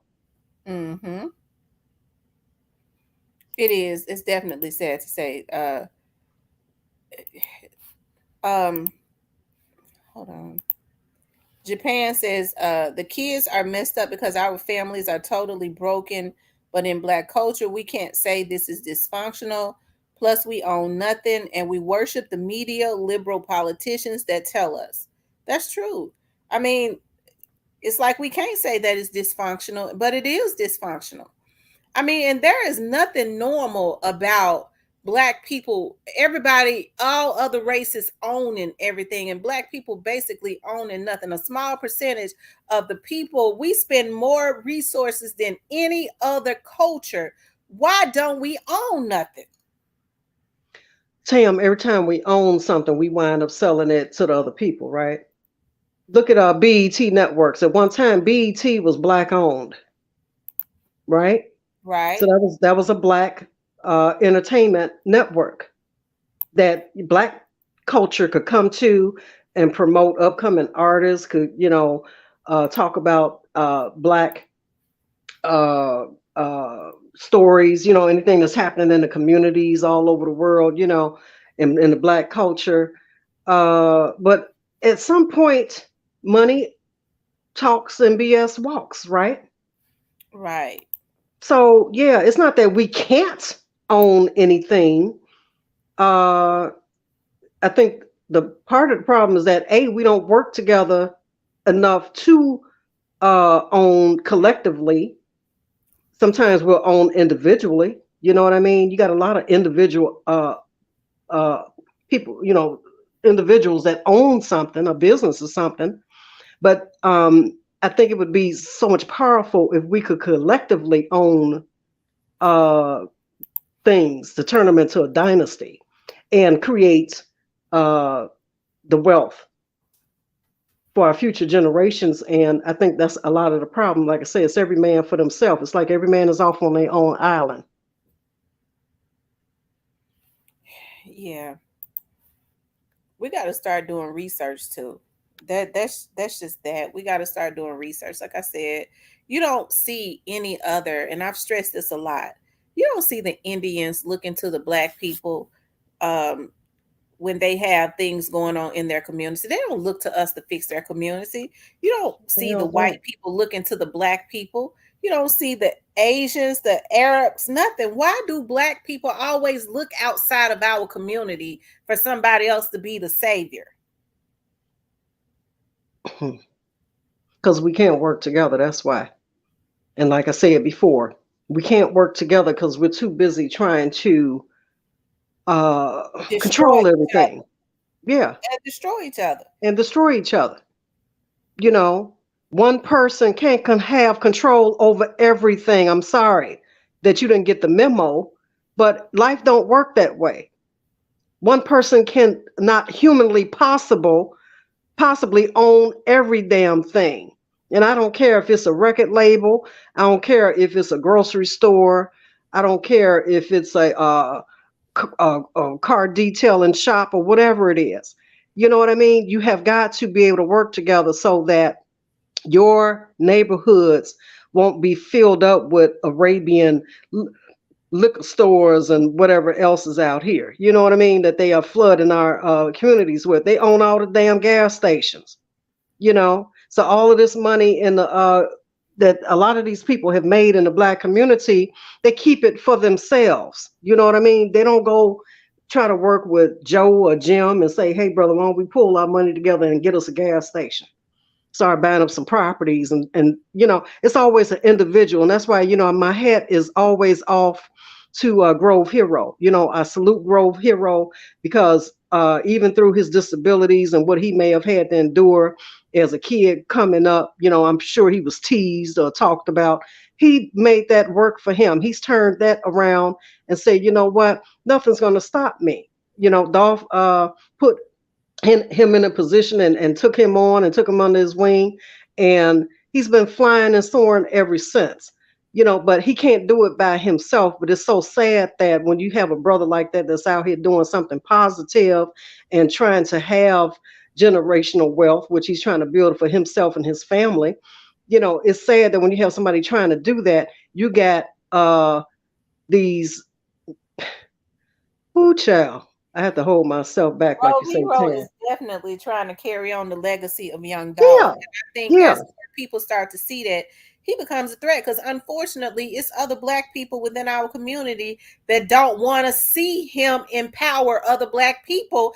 And I think there's a certain group of people in our community, they feel like they're supposed to be on top and they want to be able to control everything. If they can keep people poor, just like the slave owners did, then I mean, you have these people beholden to you. They come to you and do anything you say for some crumbs. You have people like Young Dolph and Grove Hero saying it ain't got to be like that. Hmm. Unfortunately, you have people within our community that work to get people that spread that message gone. Yeah, but we take somebody like Grove Hero, we take somebody like Dolph. These are young men that are out of this generation, out of this millennium. You know what I mean? That was doing the damn thing. So can you imagine that if people thought the same way that they thought and got on board and just had that mentality and say, you know what, y'all brothers, y'all know what y'all talking about, y'all know what y'all doing, so we're gonna jump on board with this. Can you imagine the amount of wealth and ownership that they could have? Because, Mm, like I said, one person can't do it by themselves, you know. But when you don't have other people with the same mindset, and it's that dissension amongst the Black community, And I'm gonna tell you something, Tam. I never thought I'd see the day where I see men keep up more crap than women. I'm These telling men out here they can never talk about a woman being a drama queen, honey. Because these men out here now, I've never encountered men like this before in my life. Just jealous hearted and petty, just real petty, and always on the effery, always on some ninja shit. You know what I'm saying? And you. I've Yeah, seen it even right here on you see it YouTube. on YouTube. I never Yeah, thought, Demon, that I would see the day where men would get so disgusting, whereas they would become even competitive with women to the point of they're trying to get other people to putting hits on them because they feel like they can own the whole YouTube. I never thought I would see it. To me, my mind just won't allow that. It's so sick. You know how some your mind just won't allow it to. It's yeah. unrealistic to me. Yeah, you can't even wrap your mind around not just with the YouTube stuff, but even with this Dolph situation. I never thought I'd see the day when um you got people that say they want justice and they riding for Dolph and this Dolph, Dolph, Dolph, but then turn around and start supporting people that uh had an issue with him. So Absolutely. that shows me the effery right there, that you was never for Dolph. Absolutely. You would never for Dolph. You ain't never been about Dolph. This is all about uh some type of monetary gain for yourself. However you get it and however you spend it, that's what you're gonna do to do what you gotta do. But like I say, we're too busy screwing each other. Hmm. And that's why we can't never have nothing. And like I say, the only way you're gonna have something is to do it independently, the way that Dolph and the way that Grove Hero is doing it. And the rest of these guys that's out here independently going on about their way. Because it's sad that they can't come together with any other side or any other groups to build exponentially. That's true. That's true. Like I said, it's a sad thing. We see how bad of a shape our people in. All they got to do is log on to YouTube and listen to some of these content creators. But you go to some of these other so-called sectors, and I don't believe in sectors because I'm an independent person on YouTube. But when you start going, you see all these different white people with cooking channels, Demon. They Mm-hmm. might have the same damn recipe. You don't Yeah. see them putting hits on each other. Sure the You hell don't don't, see them girl. going at each other. Sometimes you might even see them on each other's show. They Let me make their tell you, money and they live their life. Let me tell you something. On YouTube, I watch all of my DIY glam uh, craft creators. I watch a lot of true crime stories because there's a lot of different channels that do true crime. Um, I watch, a variety of things. But these people that are in these different genres of content, no, they're not out here with the effery. It's only with this rap stuff that you see them either stealing content, don't want to give credit, or they acting like they beefing with each other when the whole time they ganking everybody out of their damn cash app, probably splitting up the money, or they doing uh, identity thefts and these. I hate to say it, you got a lot of gullible subscribers out here that are so damn gullible that they send their damn money to anybody. You Mm-hmm. know, somebody can say, "Hey, I'm gonna take y'all to the promised land, and I'm gonna take y'all, and we're gonna get there on a donkey's ass. Send me $50." Okay, how can I get it to you? Or you can't watch me, or you can't be a part of this if you ain't got no damn membership. Well, YouTube is free, so why Mm-hmm. should anybody have to pay for what's supposed to be free content? Because see, if you got a channel and you're putting out a message, your whole goal should be to get your message across. So that's why I say it's a lot of effery on here for monetary gain, because essentially you are not really trying to put a message out here. You're putting a message out here and it's some more BS. But the whole goal is to get people's money, and people need to tighten up. And like Tam has always said, like you've always said, Tam, uh, learn about who you support. Know who you support. That's right. That's right.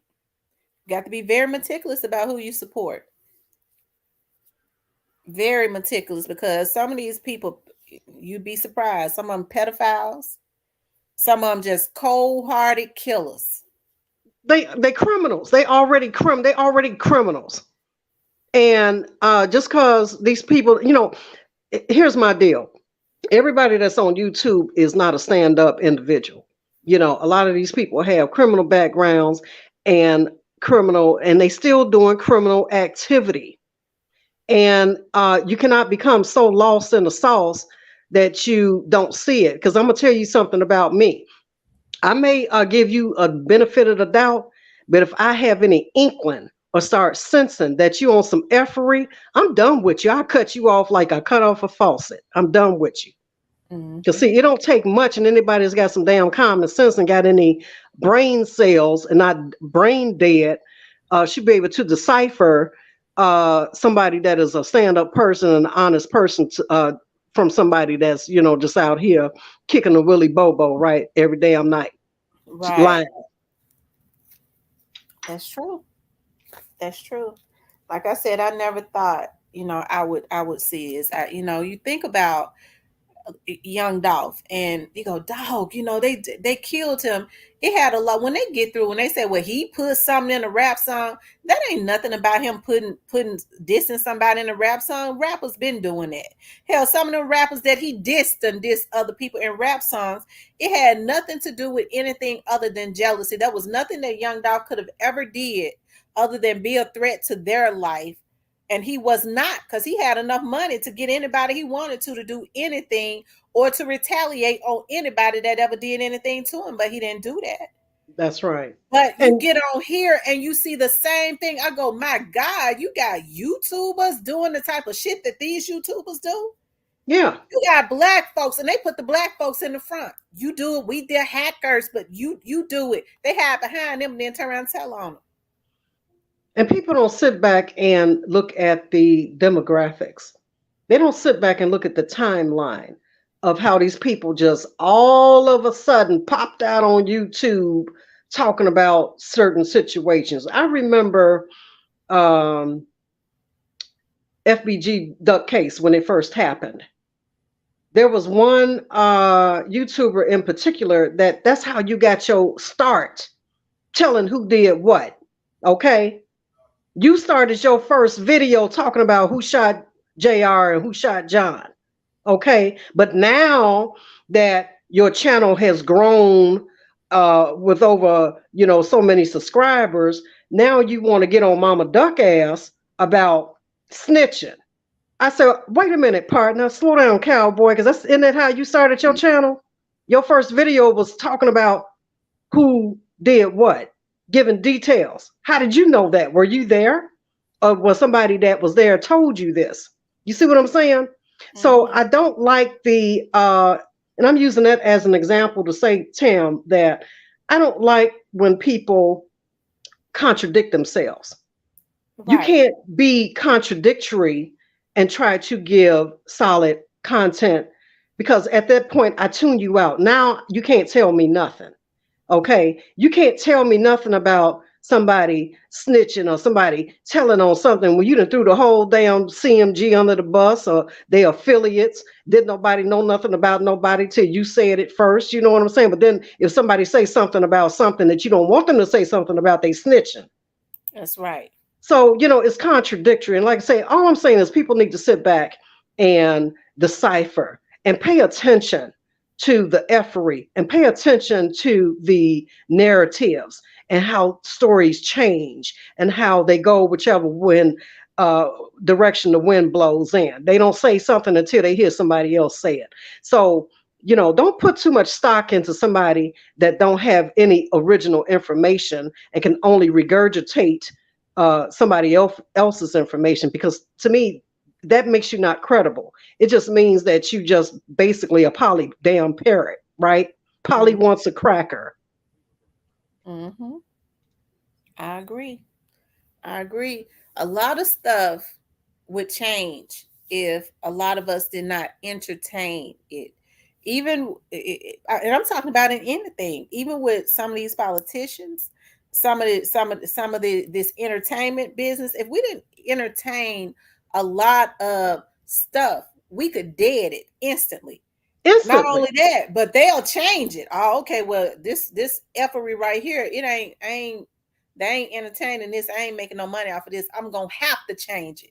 We have And the we power. have to start calling these people out. When you hear something that is just so far fetched and just so out of this world, these people don't call them out. They sit there, yeah, you sure is right. Ooh, I wouldn't have never noted it if you hadn't said. Now you the only one got this damn content. Well, he the only one or she the only one got that damn content because they crazy as hell. And it's like a damn cult. It's like cult leaders. I've never seen this rap side of the YouTube content girl has turned into a straight cult. It's like cult Mhm, fiction. You hear me? And mhm. these people out here following and listening to all of this. That's why when it comes down to someone that's telling the truth, the absolute truth and nothing but the truth when it comes to Dolph case, they don't even want to believe that. And it's the bare truth because they've been listening to so much garbage.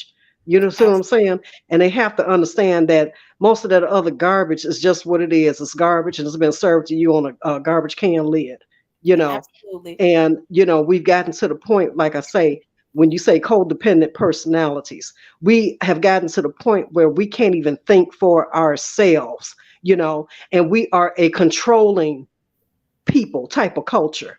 People get mad at you when you don't agree with what they talking about.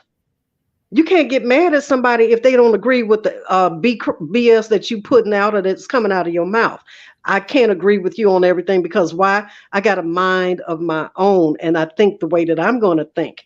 And I've often said, even on Dolph case, until they say that the cookie shop is involved or that they guilty, I will believe it then. Until then, you can't make me believe what you want me to believe, and you can't be all in your feelings because I'm not jumping on board with you and on the bandwagon doing a cookie people crucifixion. Right.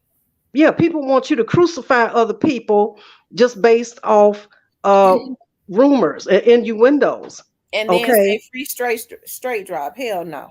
Yeah, yeah, and then say free straight drop. So it's no different than um, like I say, giving people the benefit of the doubt. And even with these kids in our society, Tam, we see them out here. Every kid walking down the street with a black hoodie is not a sticker kid. You know what I'm saying? Right. we have to start looking at each other with a renewed energy, with different eyes, set of eyes, and I think, we're living in an age where everybody has become suspect, and everybody is not a suspect. Everything is not suspect. Everything is not uh, up for debate.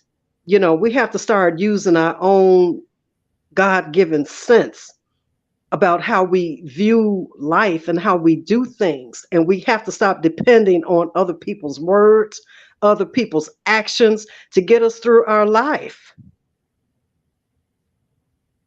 That's true.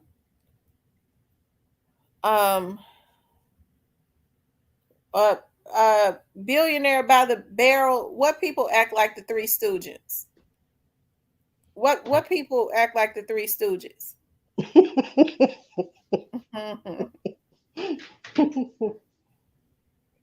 Hey, Miss Richmond. New Era said, "What is Mama Doug doing with a fans only page?" I'm gonna tell you about that. My thoughts on that. Mama Duck is still very much a public figure, and Mama Duck has fans. And like she said, her fans only page could be anything from uh, a makeup class or talking about whatever to doing a cooking show. People kind of get it twisted when somebody say fans only page that she's gonna be sitting up there in a bikini, or doing ungodly acts. It's like I say, that's why I say we have to use our own mind and decipher things, and look and start seeing each other through different lenses, and stop the stereotype. Fans only page don't always mean that it's something negative or something ungodly gonna be happening on her fans only. She's got a lot of fans out there. She's got if she didn't, she wouldn't have as many people as she does subscribe to her YouTube page. That's true. You know what? I think Mama Duck, is a grieving mother. That's what I think. Absolutely. Mama Duck has been extremely honest about, and it happens with everybody, especially if they don't know anything. It has happened with a lot of rappers. I don't know if Duck had his stuff in order. We know his death was untimely. When people say, well, he was out there in the street, it still was untimely. His death was, okay. From what I could understand, somebody might have tricked him into signing a bad deal. And I don't think Mama Duck is getting any residuals from her son's work. If anybody is supposed to be getting it, it's supposed to be his damn mama and his children. And for people to sit up and say Mama Duck is clout chasing as much money as a lot of these vloggers have made off of her son, if anybody should be making any money off of a son that she conceived and carried for 9 months and raised and fed and bred, it should be her. Absolutely. Absolutely. That's her child. What the hell you mean she clout chase? She ain't got the clout chase nothing when it comes to what's her. That's hers. These clowns clout chase every damn day. They make money every damn day off every damn body that got a name for themselves. So she clout chasing and you not? Because every damn time a story break, Tam, they want to be the first ones to put it out. So who clout chasing? They monetize off these people, dead or living. They monetize off these people every day, all day. But she can't talk about her own son, girl. They tripping. I'm telling you. I'm telling you, it's just it's too much stuff going on. Hey, me for one, like I said, I take a great interest in Duck's case because Duck's case reminds me a lot of young Dolph's case. It does. Every, It parallels his case almost to the T. Almost to the T. It really does. but to hear people sit up and say that Mama Duck is a snitch and she trying to snitch on the dudes that did this to her son, it makes me wonder what kind of world are we living in? Is it mental illness or is it just stupidity? Honey, all I can say is snitch on Mama Duck. Honey, I'm right with her. Tell what you got to say and say it as long as it's not hurting her son's case. You know what I'm saying? So what she talk about it, and rightfully so, keep talking about it.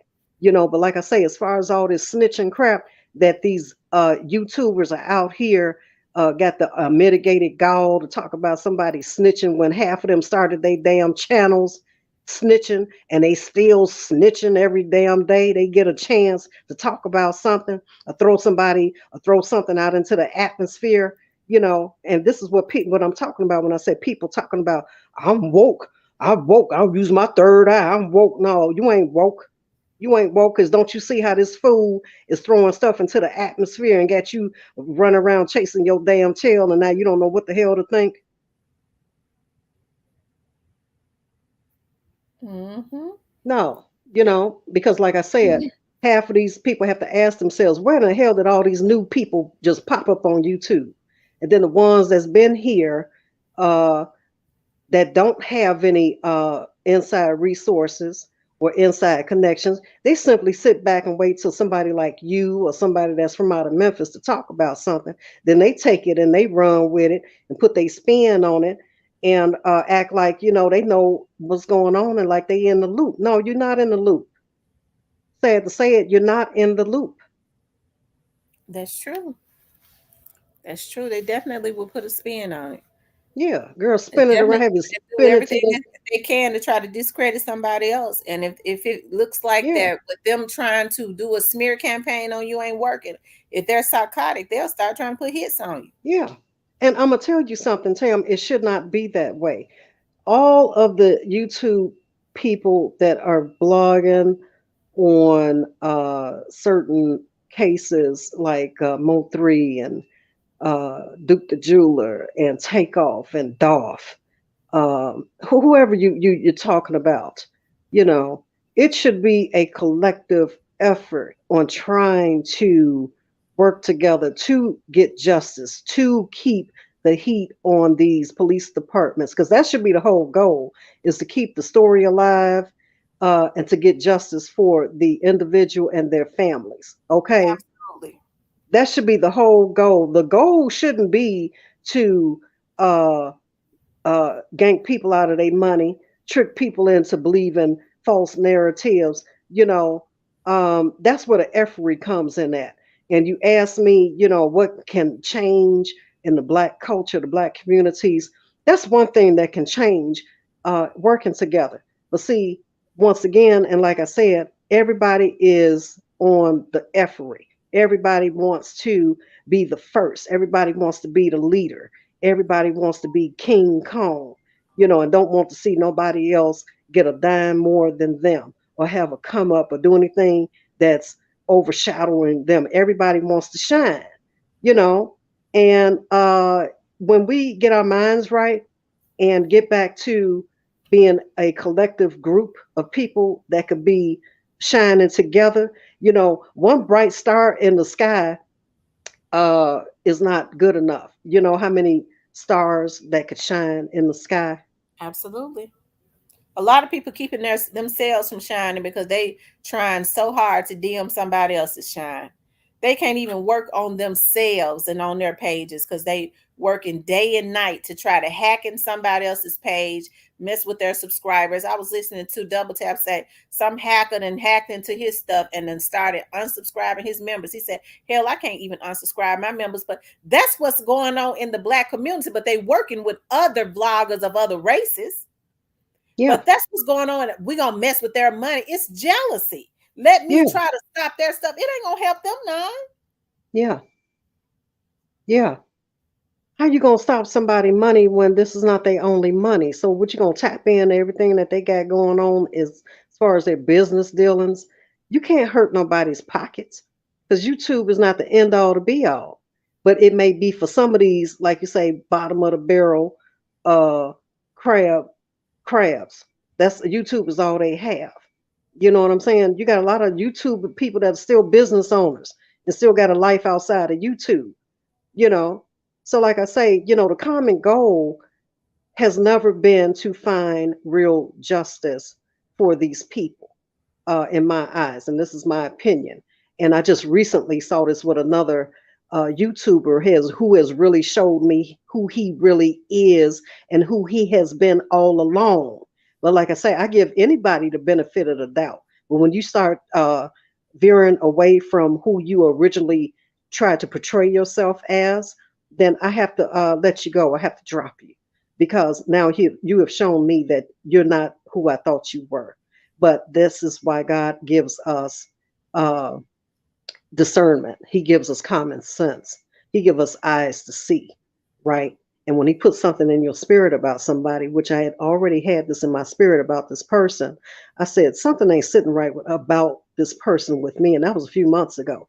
I started seeing little things, but like I say, God reveals all, and eventually He's going to reveal all of these dirty vloggers out here, people eventually, especially these good people that's sending them money in good faith and supporting them and trying to be there for them in good faith, God is going to reveal to them too who these people really are. Mm-hmm. That's true. It only lasts for a season. Everything has its season, and then the season changes. One thing that we do know is that these cases, these cases come to an end, the young Dolph situation is going to come to an end. I do want to say this about the young Dolph situation because I see people put so much into the atmosphere that people tend to forget that there have already been arrests.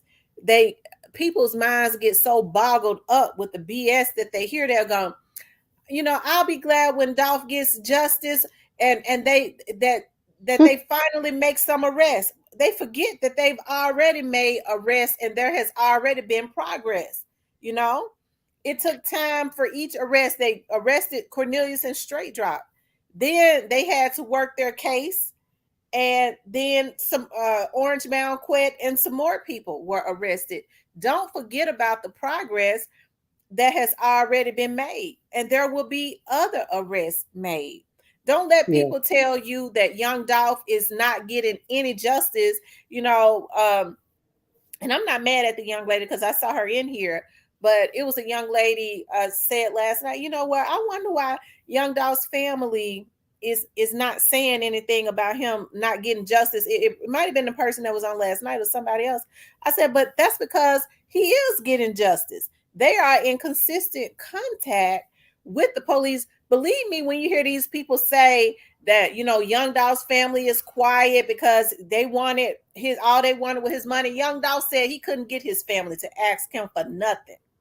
He said, I Hmm. wish I could find that interview. He said, it hurt my brothers to ask a nigga for anything. They rather go without rather than to ask me for something.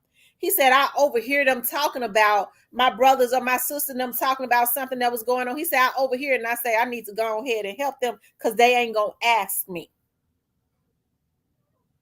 Yeah. Yeah, you're right, Tim. People are forgetting about all the arrests that have been made because, in the back of my mind, I think MPD has done an outstanding job thus far. If we go down the list of all the people that they named initially are accounted for. You know what I mean? The names that they have not put out there in the public for the public to know or hear. Uh, they're not putting it out there for a reason. And my thing about why the family not saying anything, this is still an ongoing investigation. What do you expect for the family to say when I think that the family is possibly quite satisfied with what progress they've made thus far? So, we have to think about the three guys from the Memorial Day shooting. They still locked up. We have to think about Cornelius, Straight Drop. They got arrested early on. We have to think about um, Devin Burns is the TZs, the other people that's been called in for questioning. You know what I'm saying? So we're not privy to know everything that they know and that they're working on. And I don't know why uh, a lot of people feel like they just supposed to sit down and do a news conference and lay out their whole case. It's not going to happen. A lot of times when stuff like that is said, it gives people an urgency and it makes them forget. It makes them forget about what has already happened. Okay. You know, it, when you think about, I'll just say, and I don't like to talk about Shondell Barnett, but you think about Shondell Barnett. I had already been saying Shondell Barnett. There's no way that a common street dude like Shondell Barnett could ever outsmart the FBI, right? Shondell Barnett got on his live or whatever. He said what he had to say, but in a way, it kind of put an urgency in people's hearts and in their minds. And that's the reason why I said, now y'all know that Shondell Barnett could never outsmart the FBI. Let these people do what they do. You don't really hear people talking about it anymore. You know what I mean? But once you start feeling that desperation, you start believing the hype, it gives you desperation. That's why a lot of times uh people say calm down, even in real life. When you start feeling that desperation, like not, you can't do anything or you're not in control, you start trying to, all type of stuff start coming to your head. You start doing and saying all types of stuff. It's Yeah, best to regroup and rethink about it and know that it's already under control. And sometimes absolutely. that's how people, especially when they're con artists, they're able to control you. They want you to be out of control. They say Yeah, stuff to get you emotional. That's why yeah. you have to be. I don't listen to like a lot. When I say I don't listen to a lot of the local news, and I have to give Jeremy, take my hats off to Jeremy Pierre. Jeremy is one of the reporters that I've seen in a long time that actually be out there in the midst of a whole lot of stuff trying to get the truth, because there have been a lot of reporters to just flat out lie. Okay. Which is why I stopped kind of looking at the news a long time ago, because they would deliberately lie because they did not know. Okay. So that's why I say when they would try to get people emotional, like they do with that Black Lives Matter stuff, they try to get you emotional, go and riot, go and do this, when all you have to do is regroup.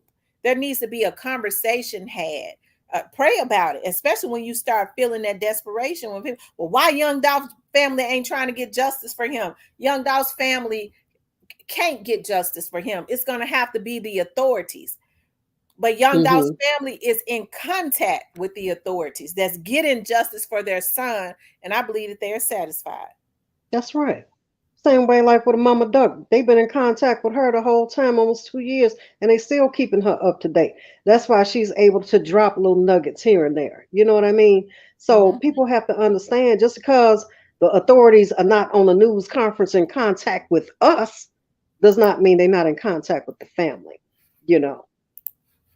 Same thing like with Tyree. You know, he needs to get justice. He is getting justice. They have arrested the officers, and they're continuing to arrest and fire others. You see what I'm saying? So they're not just sitting on that. You know, they immediately went to work on that. You know, and I saw somewhere else where they sure want to throw the chief of police under the bus, girl. But you know, at the end of the day, people gonna always have something to say. Hell, they crucified Jesus Christ with words and with stones. You see what I'm saying? So you have to have a strong shoulders to carry the weight of trolls, because trolls will really try to bring you down with their foolishness. You know, but we have to be able to decipher. All I'm saying to people is that you have to be able to decipher and use your God-given common sense, and don't be brain dead. You know, let these authorities do what they're going to do, and just sit back and let things play out. Because had Tyree been beaten like that and that footage been released and there were no arrests, I can see everybody being in an uproar and being emotional and ready to tear up something. But you know, hey, they doing what they got to do. They making the arrest. They charging them. Mhm. Jeffrey, why you say old Tam? Jeff always got something to say, child. Sometimes I have to block Jeff out of my head. I swear, he love a good fight. I tell you. I tell you. But you know, Tam, I'm a hop off girl. I just want to come up and just say that. And in closing, guys, before I go, I just want to give Tam her flowers. And I think people really need to recognize your efforts and your consistency and your professionalism. Yeah, you get up here and you pop your stuff, and you know, you do your nappy neck cockbug head ninja stories, you know what I'm saying? And say what you got to say. But at the end of the day, you have never swayed from your stance. about Dolph's case or anything that you've said. You've never embellished. You've never added or subtracted or tried to make this some kind of grandiose, narcissistic, all about Tamara's narrative. You've given concise content, and thus far to date, everything that you have said have come to fruition. So people, stop and ask yourself, if you watch other content, how much of what they said have actually come to pass? Probably none of it. So, I'm just telling you guys to, give credit where credit is due. And if you're going to come over here and listen to it and sit in the bushes and go back and regurgitate, give a sister her credit. You know what I'm saying? Because y'all really know she is the source. She is the goat of this. So that's it, and that's all. I love you, girl, and I'm going to hop down. Thank you. I love you too. Thank you for All right, coming up. baby. Okay. Shout out to D-Mon for coming up. I really appreciate you. I appreciate you guys a whole lot. Um, um, like I said, and like she was saying, what I can tell you, I will tell you. But I also believe in, I also understand the importance of not, because just because somebody tell me something, it don't mean I can release that. Somebody told me something real important the other day, very important, and it was kind of burning my tongue. But you have to think about, you guys, it's just certain things that you can't put into the atmosphere, because I truly want justice for Dolph. If you all knew how, um and then if somebody tell me not to say anything, I can't do that. I can't. I was writing it down. I was like, well, I could say it this way. Can I say it that way? Can I say it that way? And I was like, nah, I can't say it at all, because they asked me not to say it. Okay. So you have to understand that when you truly care about somebody's family getting justice, and with the way that young Dolph was assassinated, okay, that was just heinous in nature. But what it did do was it gave me a lot of solace in knowing that all things work to work for the good of those that love the Lord. Okay. You got his fiance that's praying, Mia J, his wife, she was like his wife, that's praying for young Dolph. You got his mother, his father, his sisters, all of them. And when I heard that the other day, I was like, dog, ain't nobody God but God. And so that's why I say, even though, you had the Scorpion unit, some of the people on the Scorpion unit doing that, that is not a reflection of all police officers. Okay. It's not a reflection of all police officers. You got investigators down there who are sergeants that's working on young Dolph's case, and who are these FBI agents. I'm gonna tell y'all something. When that situation went on with Grove Hero, remember I got on here and I said, I put up the FBI. I was like, call the send an email to the FBI, let them know that there are threats on this man's life. It was in the atmosphere. I had a subscriber, and she was on here last night. I hadn't seen her on here today, because I don't know if she want me to say her name. I would tell her, you know, make it known, so that she can verify within 15 or 20 minutes a FBI agent had contacted her, saying, tell me more about that Grove here. What's going on with this young Dolph situation? 15 or 20 minutes, because they was already on top of it. Okay. Ain't nobody God but God. And when I say young Dolph is getting justice, he is. I can't get him justice. No vlogger, not unless they got some information that the police don't got about some of these other people that had not been arrested yet. They can help to make their arrest quicker. Okay. They can't get, even still, they can't get young Dolph justice. The only thing they could do is keep his name alive. It takes the FBI And the Memphis police investigators, those are the authorities that's on young Dolph's case that is getting him justice. They have been the ones to get the indictments and to make the arrest of those people that we already see and those that are to come in the future, because they in the near future, because it's show coming. And can nobody take the credit for that other than the Memphis police investigators and the FBI, the persons who know everything about the case. They're the ones that know everything about this case. They're the ones that's in contact with the witnesses. They are the ones that's got the intelligence to tap into a lot of this shit to get what they have gotten thus far. I don't give a damn how much of a hacker you got. They ain't got the intelligence that the FBI got. And they're going to see that when they had their asses in jail for tapping on folks' phones and shit and into their Wi-Fi. Okay? They can't do it. They low-level hackers. Okay? So when people talk about Young Dolph's family, I go, dog, Young Dolph's family. When you see Mia J, Mama Duck is a prime example. What did Mama Duck say? She said, when they do such and such, the FBI, the feds they gonna call and let me know first, and I'ma know because they gotta call and let me know first. I have been telling y'all that whenever there is an indictment, they always prepare the family. When an indictment is signed, they'll call the family and say, either we got it, we get ready to go get this, and we get ready to indict this person. We're going to pick them up. They'll let them know that day, because sometimes it's instantly when they get that case tied up, or sometimes it's the day before. Oftentimes it's instantly. If it's late at night and they get what they need, they'll go to a damn judge's house. With him in the bed, he'll come to the door and sign a damn warrant, and they'll go get the person. That's how it works. So that's why I say, yeah, what happened to Tyree Nichols, it was bad. What them police officers did, that was bad.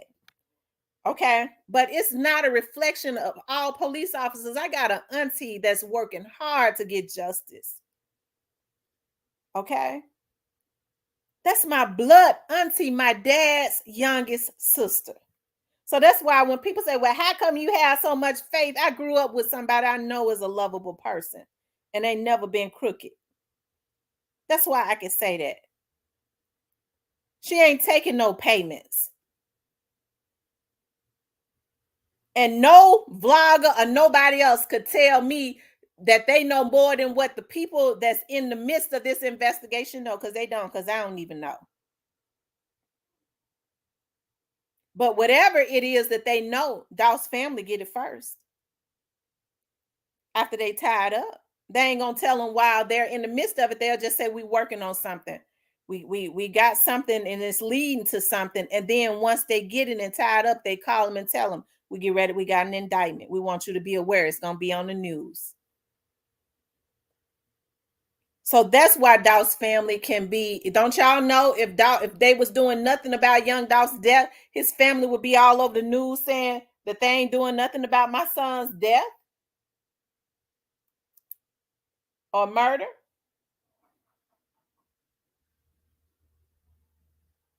They getting justice in totality. Okay. So that's why I say, y'all, don't let people get you so emotional. Pray about everything. Pray about it. Even if you feel like it ain't happening fast enough, pray. Say, God, I know that there are other people that's involved in this, and the investigators are working and the federal agents are working to get them. It seems like it's taking a long time. God, give them what they need. Because see, y'all have to understand, witnesses that can tie up situations, they get scared. They got families too. That's why they put some of these bloggers on here to find them and put them on Front Street so that they could run and hide and recant all of their statements and stuff. Some of these very vloggers that y'all love so much. So that's why I say don't be anxious for too much, because it is the witnesses that help to bring a whole case home. It comes down to the people that knew what happened and being credible. So if you think it's taking a long time, start praying. Go in the spiritual and start praying. God, direct them, give the spirituals I mean, give the witnesses the spirit of being bold like lions, cover and protect them, and let them continuously do the right thing, especially those that know what has happened,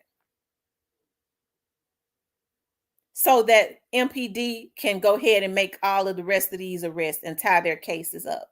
Because that's what it takes. Okay. She will say it's real people out here losing their life to the police and rarely get right. So you absolutely right. And to those who we don't know about, like Tyree's case was very public, but it is a lot of people. It's a lot of people out here losing their life to the police that ain't getting no justice. Just like it's a lot of them out here losing their lives to these gang members that ain't getting no justice. We need justice for all of them.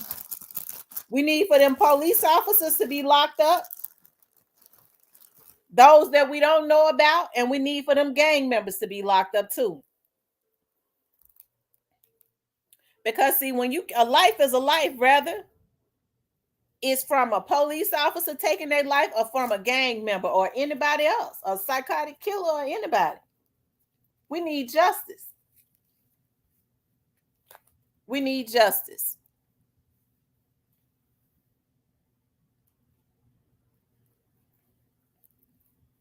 We pray for those people that know that some of these rappers, they're afraid for their families and stuff.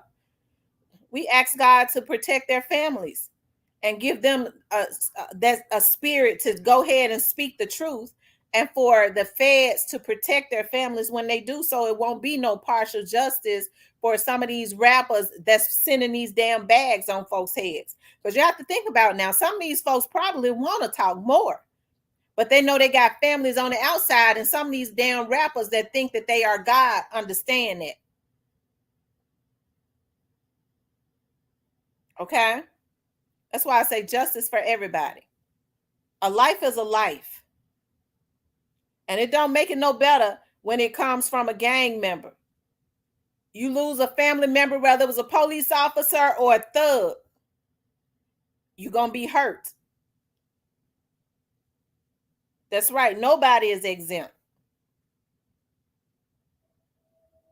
Absolutely not. Nobody is exempt. That's why I say, y'all, what is it? Why our community is struggling? There need to be conversations like this.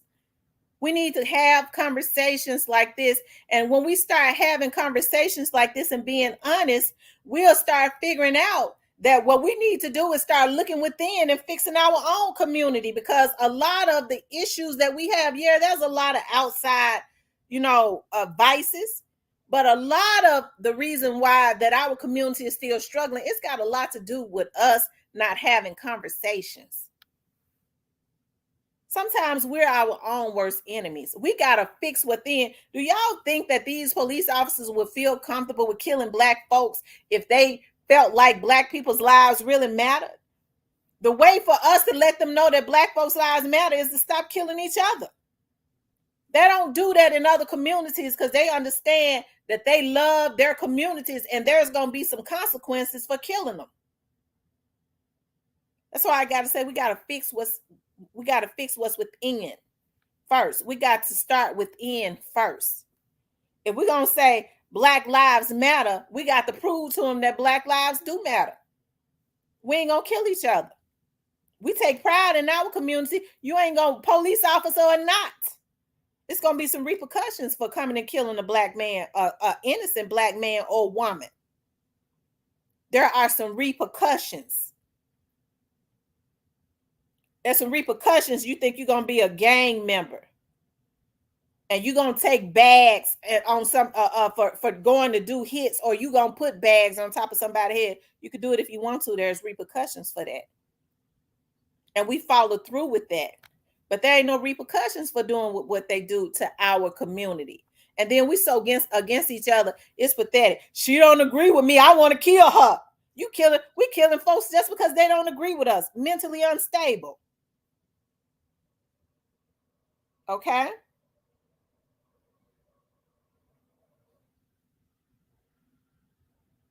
If you don't want to be reprimanded, don't do evil deeds.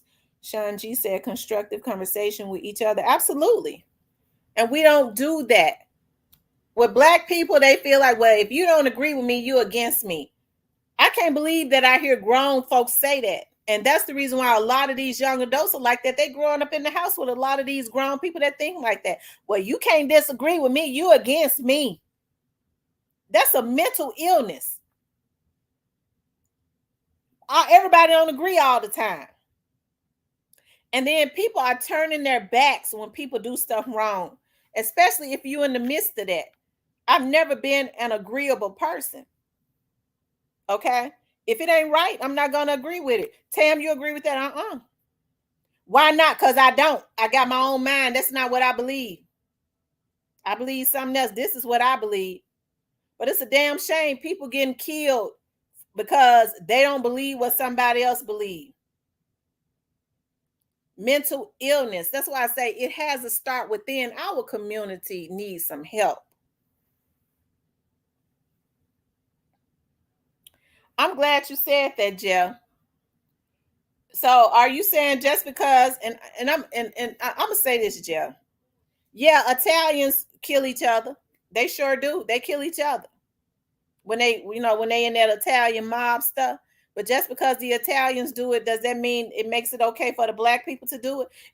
When I used to work for the police department, what I used to hear other black people say is, like, if let's just say a black man came in for molesting a child, they would always refer back to a white man that did it. Well, white men been molesting black kids, been molesting kids since the beginning of time. Ain't nobody do nothing to them, but they want to be hard on the black man. It's okay when the black people do it, but they get mad when, it's okay when the white people do it, but they get mad when the black people do it.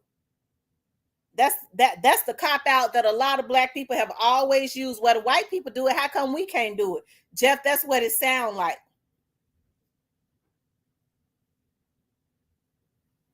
What you mean? Molestation is wrong, white or black. Well, the white mans it's been doing, how come they get mad when the black peoples is do it?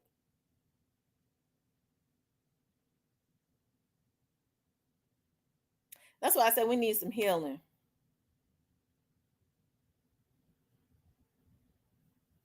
I know that's right, she will, because you know what? They are an endangered species.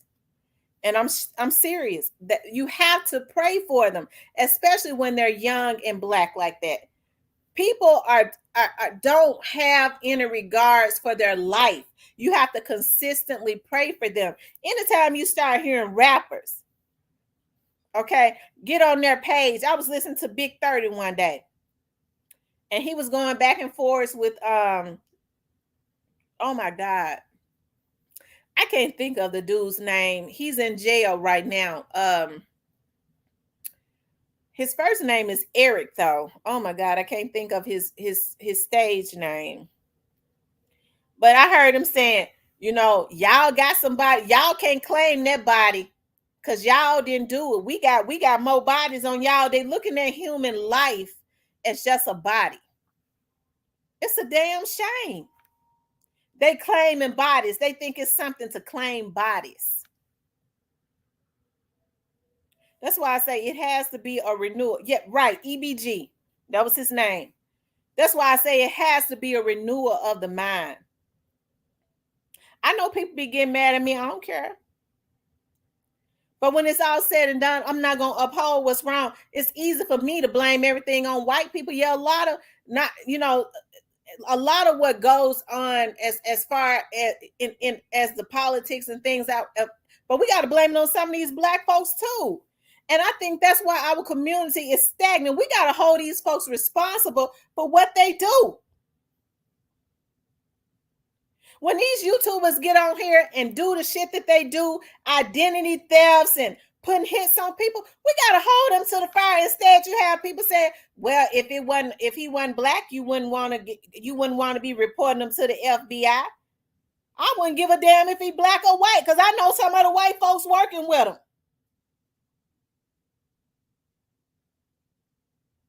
But that is just it. A lot of our people feel like just because, well, because I've heard people say, I ain't never seen so many black folks trying to get other black people put in jail. Yeah, but they commit crimes against these people. Am I supposed to allow you to assault me cyberly and do nothing? That's the mentality of our people.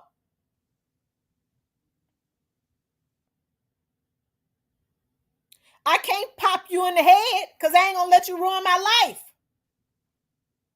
Not unless you become a threat to me physically. So I have to do what I know to do to stop you. Okay? But a lot of black people are so mentally messed up. Well, then why you went to the FBI on them? That's another black man. That's why I say, just like I heard that dude talking about Mama Duck snitching on the folks that killed her son. What kind of shit is that? That person ought to have been cussed out like a damn dog on that panel.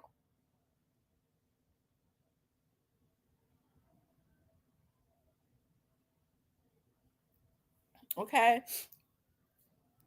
So there has to be a renewal of the mind. Okay. As it relates to our people.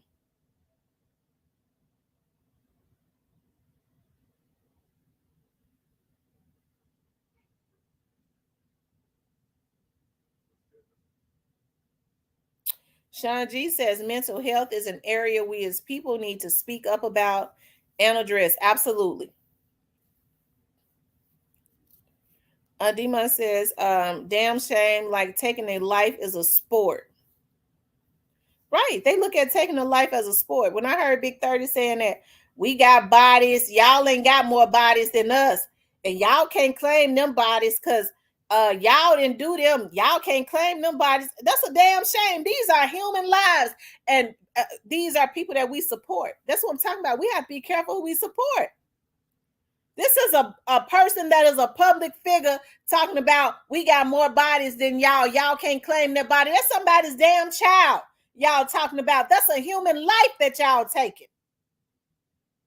But they talking about bodies as if it's an object, a trophy. But these are the people that we support and let our kids stream their music and stuff.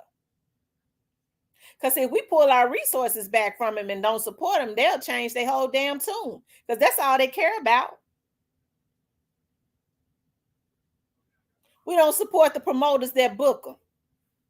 Watch and see how they tone change. Right, Lil Migo, somebody damn child too, when he was sitting up talking about smoking on the Dolph pack, and Dolph somebody's damn child too. Hell, that's right. When Lil Migos was sitting up talking about smoking on the Dolph pack, Memphis, don't get me started on Lil Migos. I know you call yourself trolling me on Lil Migos, but you're gonna get me started on it. Okay. That's right. He's somebody's child. That's why Lil Migos was supposed to understand what he was saying was wrong when he said smoking on the Dolph pack. Hell. Joy Loves God said, I agree. Our people have always been told it's not acceptable to seek help for mental illness. Right. They have been, but a lot of people need some help. They need some help. They do. They need help because, see, a lot of people are overly stressed. They care about what society say. They struggling to keep their head above the water. That's enough to run anybody crazy.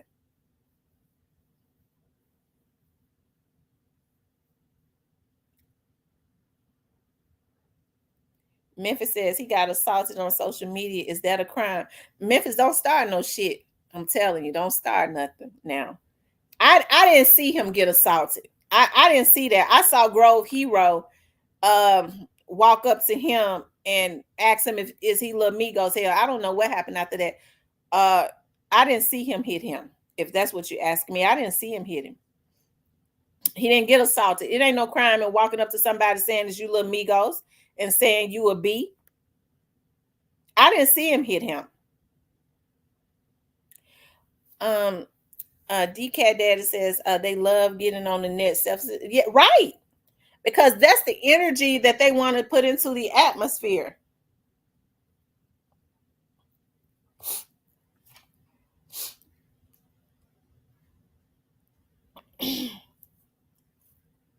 You right, Memphis talking ain't a crime. That's the reason why Grove Hero didn't do nothing to Lil Migos. He didn't say nothing but is you Lil Migos. And then he said you a B. He said let's fight. Lil Migos didn't want to fight and it was over. And that's it. And nobody was killed. Y'all hit the like button if y'all haven't hit the like button. Also, if you haven't subscribed to the channel, please subscribe to the channel, but definitely hit the like button. I'm trying to see how many likes we got. Y'all make sure y'all hit that like button.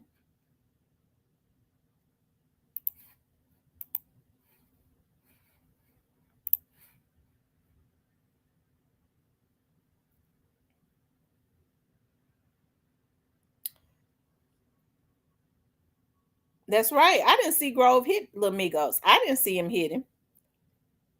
Memphis gonna say if Grove said he hit him, we need to protest for Grove to go to jail. One crime is I didn't see him hit him. Like you said, talking ain't no crime. He could have said he hit him, and he really didn't. We didn't see him hit Lil Migos. We heard him say to Lil Migos, let's fight like men and stop shooting up and putting bags on top of folks' head like they did allegedly Young Dolph. Okay? Grove Hero didn't endanger Lil Migos' life.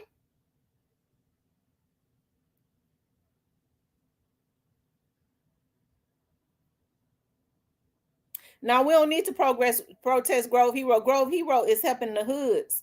I ain't seen Lil Migos out there giving away nothing to help the inner city or the hoods, that he came out of. These are people that support his music. He ain't giving back nothing.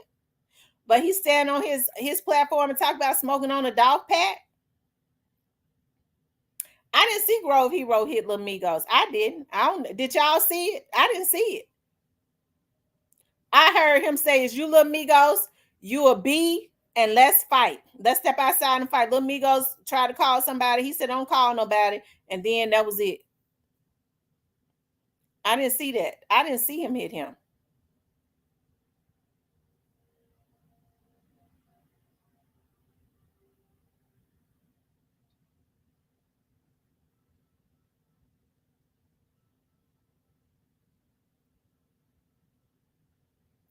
Memphis ass be trolling. I don't know who that is, but they likes to troll.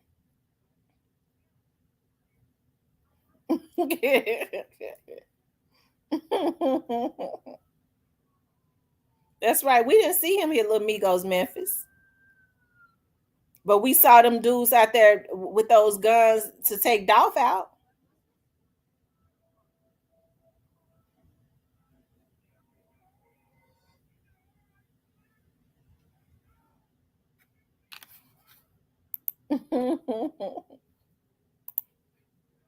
Y'all make sure y'all hit the like button if y'all haven't hit the like button.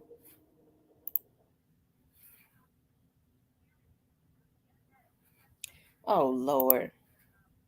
He said we didn't see CMG get no money out. Oh Jesus. We didn't have to see it if the people Memphis, we didn't have to see it if you have credible people saying that they did.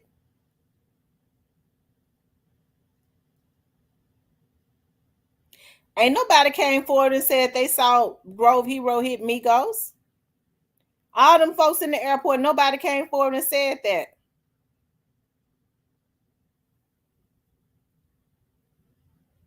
It sure do. I bet that is Big Stepper. Memphis is Big Stepper. Memphis, I bet you Big Stepper because I ain't seen Big Stepper in here in a long time. I bet that is Big Stepper.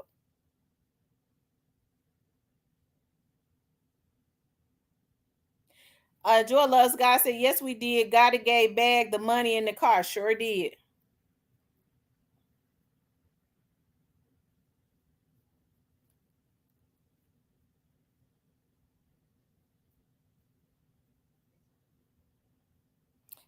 Memphis, I bet you is Big Stepper. Yes, you are. You Big Stepper.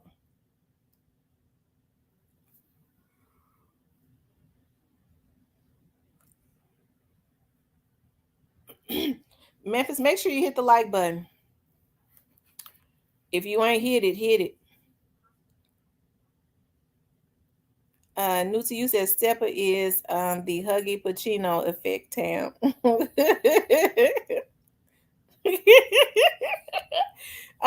Memphis, you already getting they already paying you for trolling. Shit. You know how much you get paid for trolling.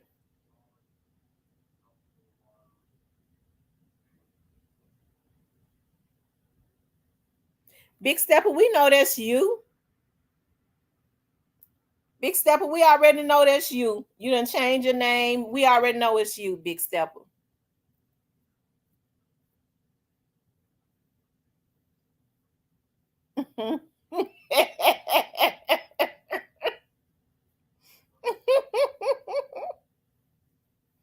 Big Stepper, we know that's you. You just can't stay away from me.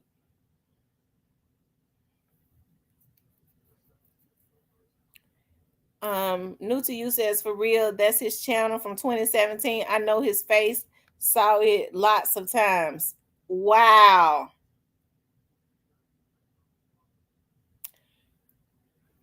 Big Stepper.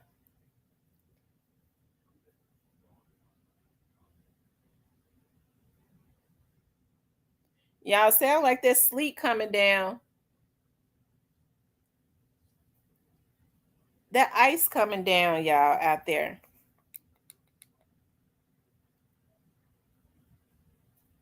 Oh, it's hitting hard too. I hope my babies. Oh, I hope my daughter.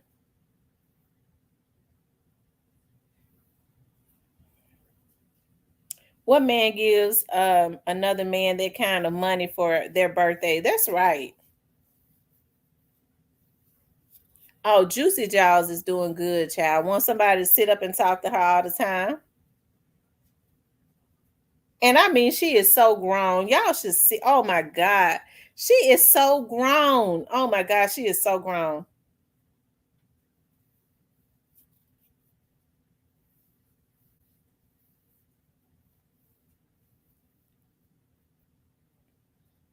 A Joy Loves God says you should have gotten a raise. Your raise, everyone did. Everyone else did. Oh, wait, they didn't tell you.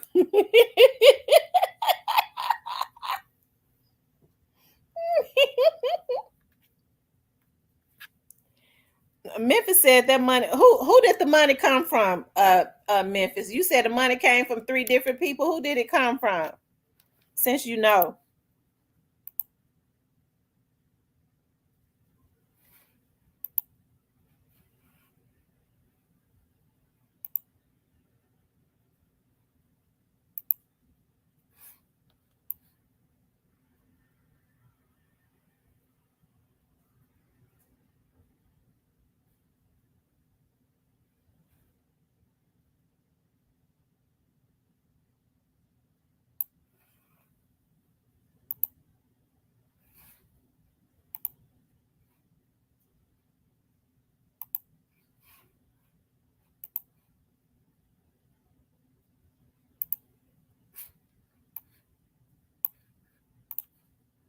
Yeah, make sure y'all hit the like button.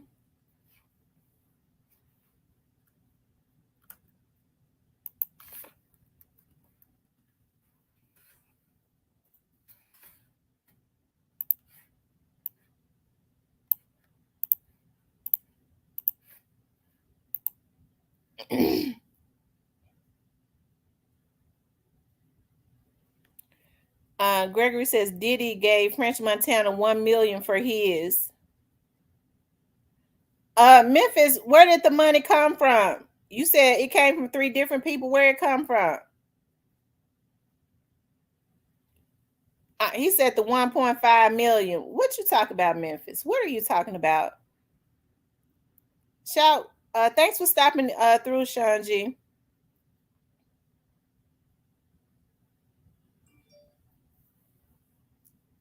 Memphis, what are you talking about?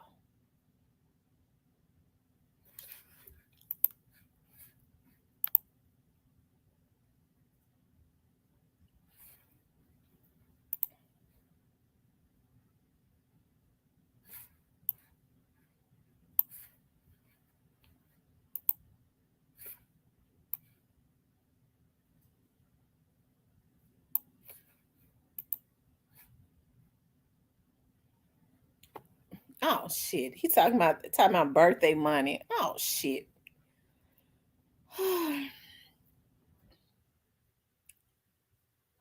He said bag birthday money. Well, everybody's saying that was the money that was paid, that was given to Bag to distribute out to the little young dudes that took young Dolph out.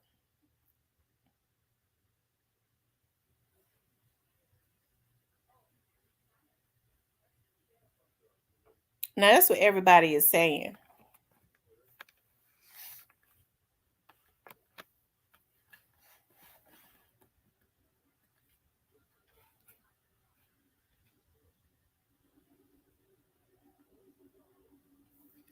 Memphis, you a big fan of Little Migos, aren't you? Because every time you come in here, you defending Little Migos. You a big fan of Little Migos?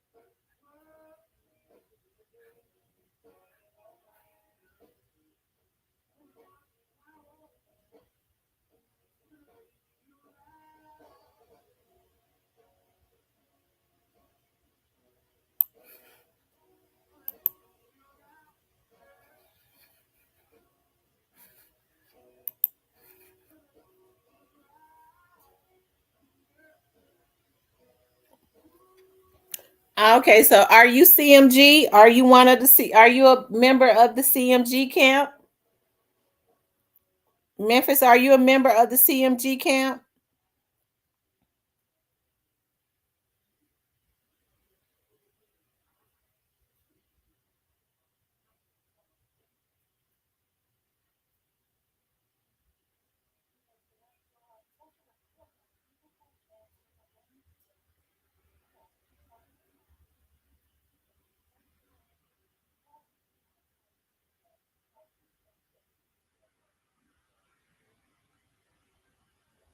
Oh, okay. Anyways. Well, y'all, I'm gonna get off because I need to start prepping my dinner tonight. I'm going to well, today I'm going to, y'all always know I do a lot of baked chicken. So I'm going to, he said, just a good guy from White Black Haven. I'm going to do some seasoned wings and I thought about doing some candied yams, but I'm not gonna do no candied yams. I think I'm gonna do some green beans. I think I'm gonna do green beans. I'm not a fan of Coochie Man Gang. Come back on to okay, I'll come back on tonight. I'll come back on tonight. That sleep, that ice is coming down hard out there. So anybody that's around the Mississippi, Memphis area, make sure you guys be safe out there. If you're, anywhere where it's sleeting really hard, because I can hear that sleet. Y'all make sure y'all be careful. I pray God's traveling grace over you all for those of you all that are at work and you're having to travel home. I ask God to get you back home the same way you left to your families, okay? Oh, steak, green beans, and seasoned rice. Oh, that sounds so good. I'm going to do baked chicken, seasoned chicken wings. I would do lemon pepper chicken wings, but I think I'm gonna just do seasoned chicken wings and green beans and call it a day. That's what I'm gonna do and chill out, okay? And then I'll be back on tonight. I'll come back on tonight because everybody just kind of stuck in the house. It's sleeting hard out there. Okay, so I want you guys to be safe. And until tonight, y'all enjoy your families, okay? Always put God first and just pray. Just pray. Make sure y'all pray when y'all get off of here because we have a lot of evil energies and entities to be looking in, in the sometimes. And we have to. You say you got answers. Okay, okay. So Memphis, if you got answers to many of our questions, who killed young Dolph? Who participated in killing young Dolph? Memphis, who participated in killing young Dolph? I'll give you 2 minutes to tell us.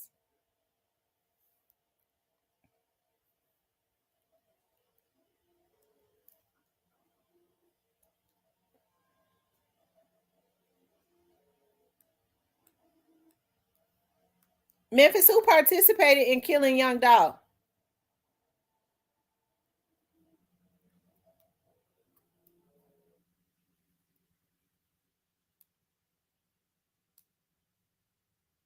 Since you say you got answers. Oh shit. Oh, well, that's the only way we could talk about it. Send it to me in an email. All right, you guys. Y'all have a good day. I'll talk with you later.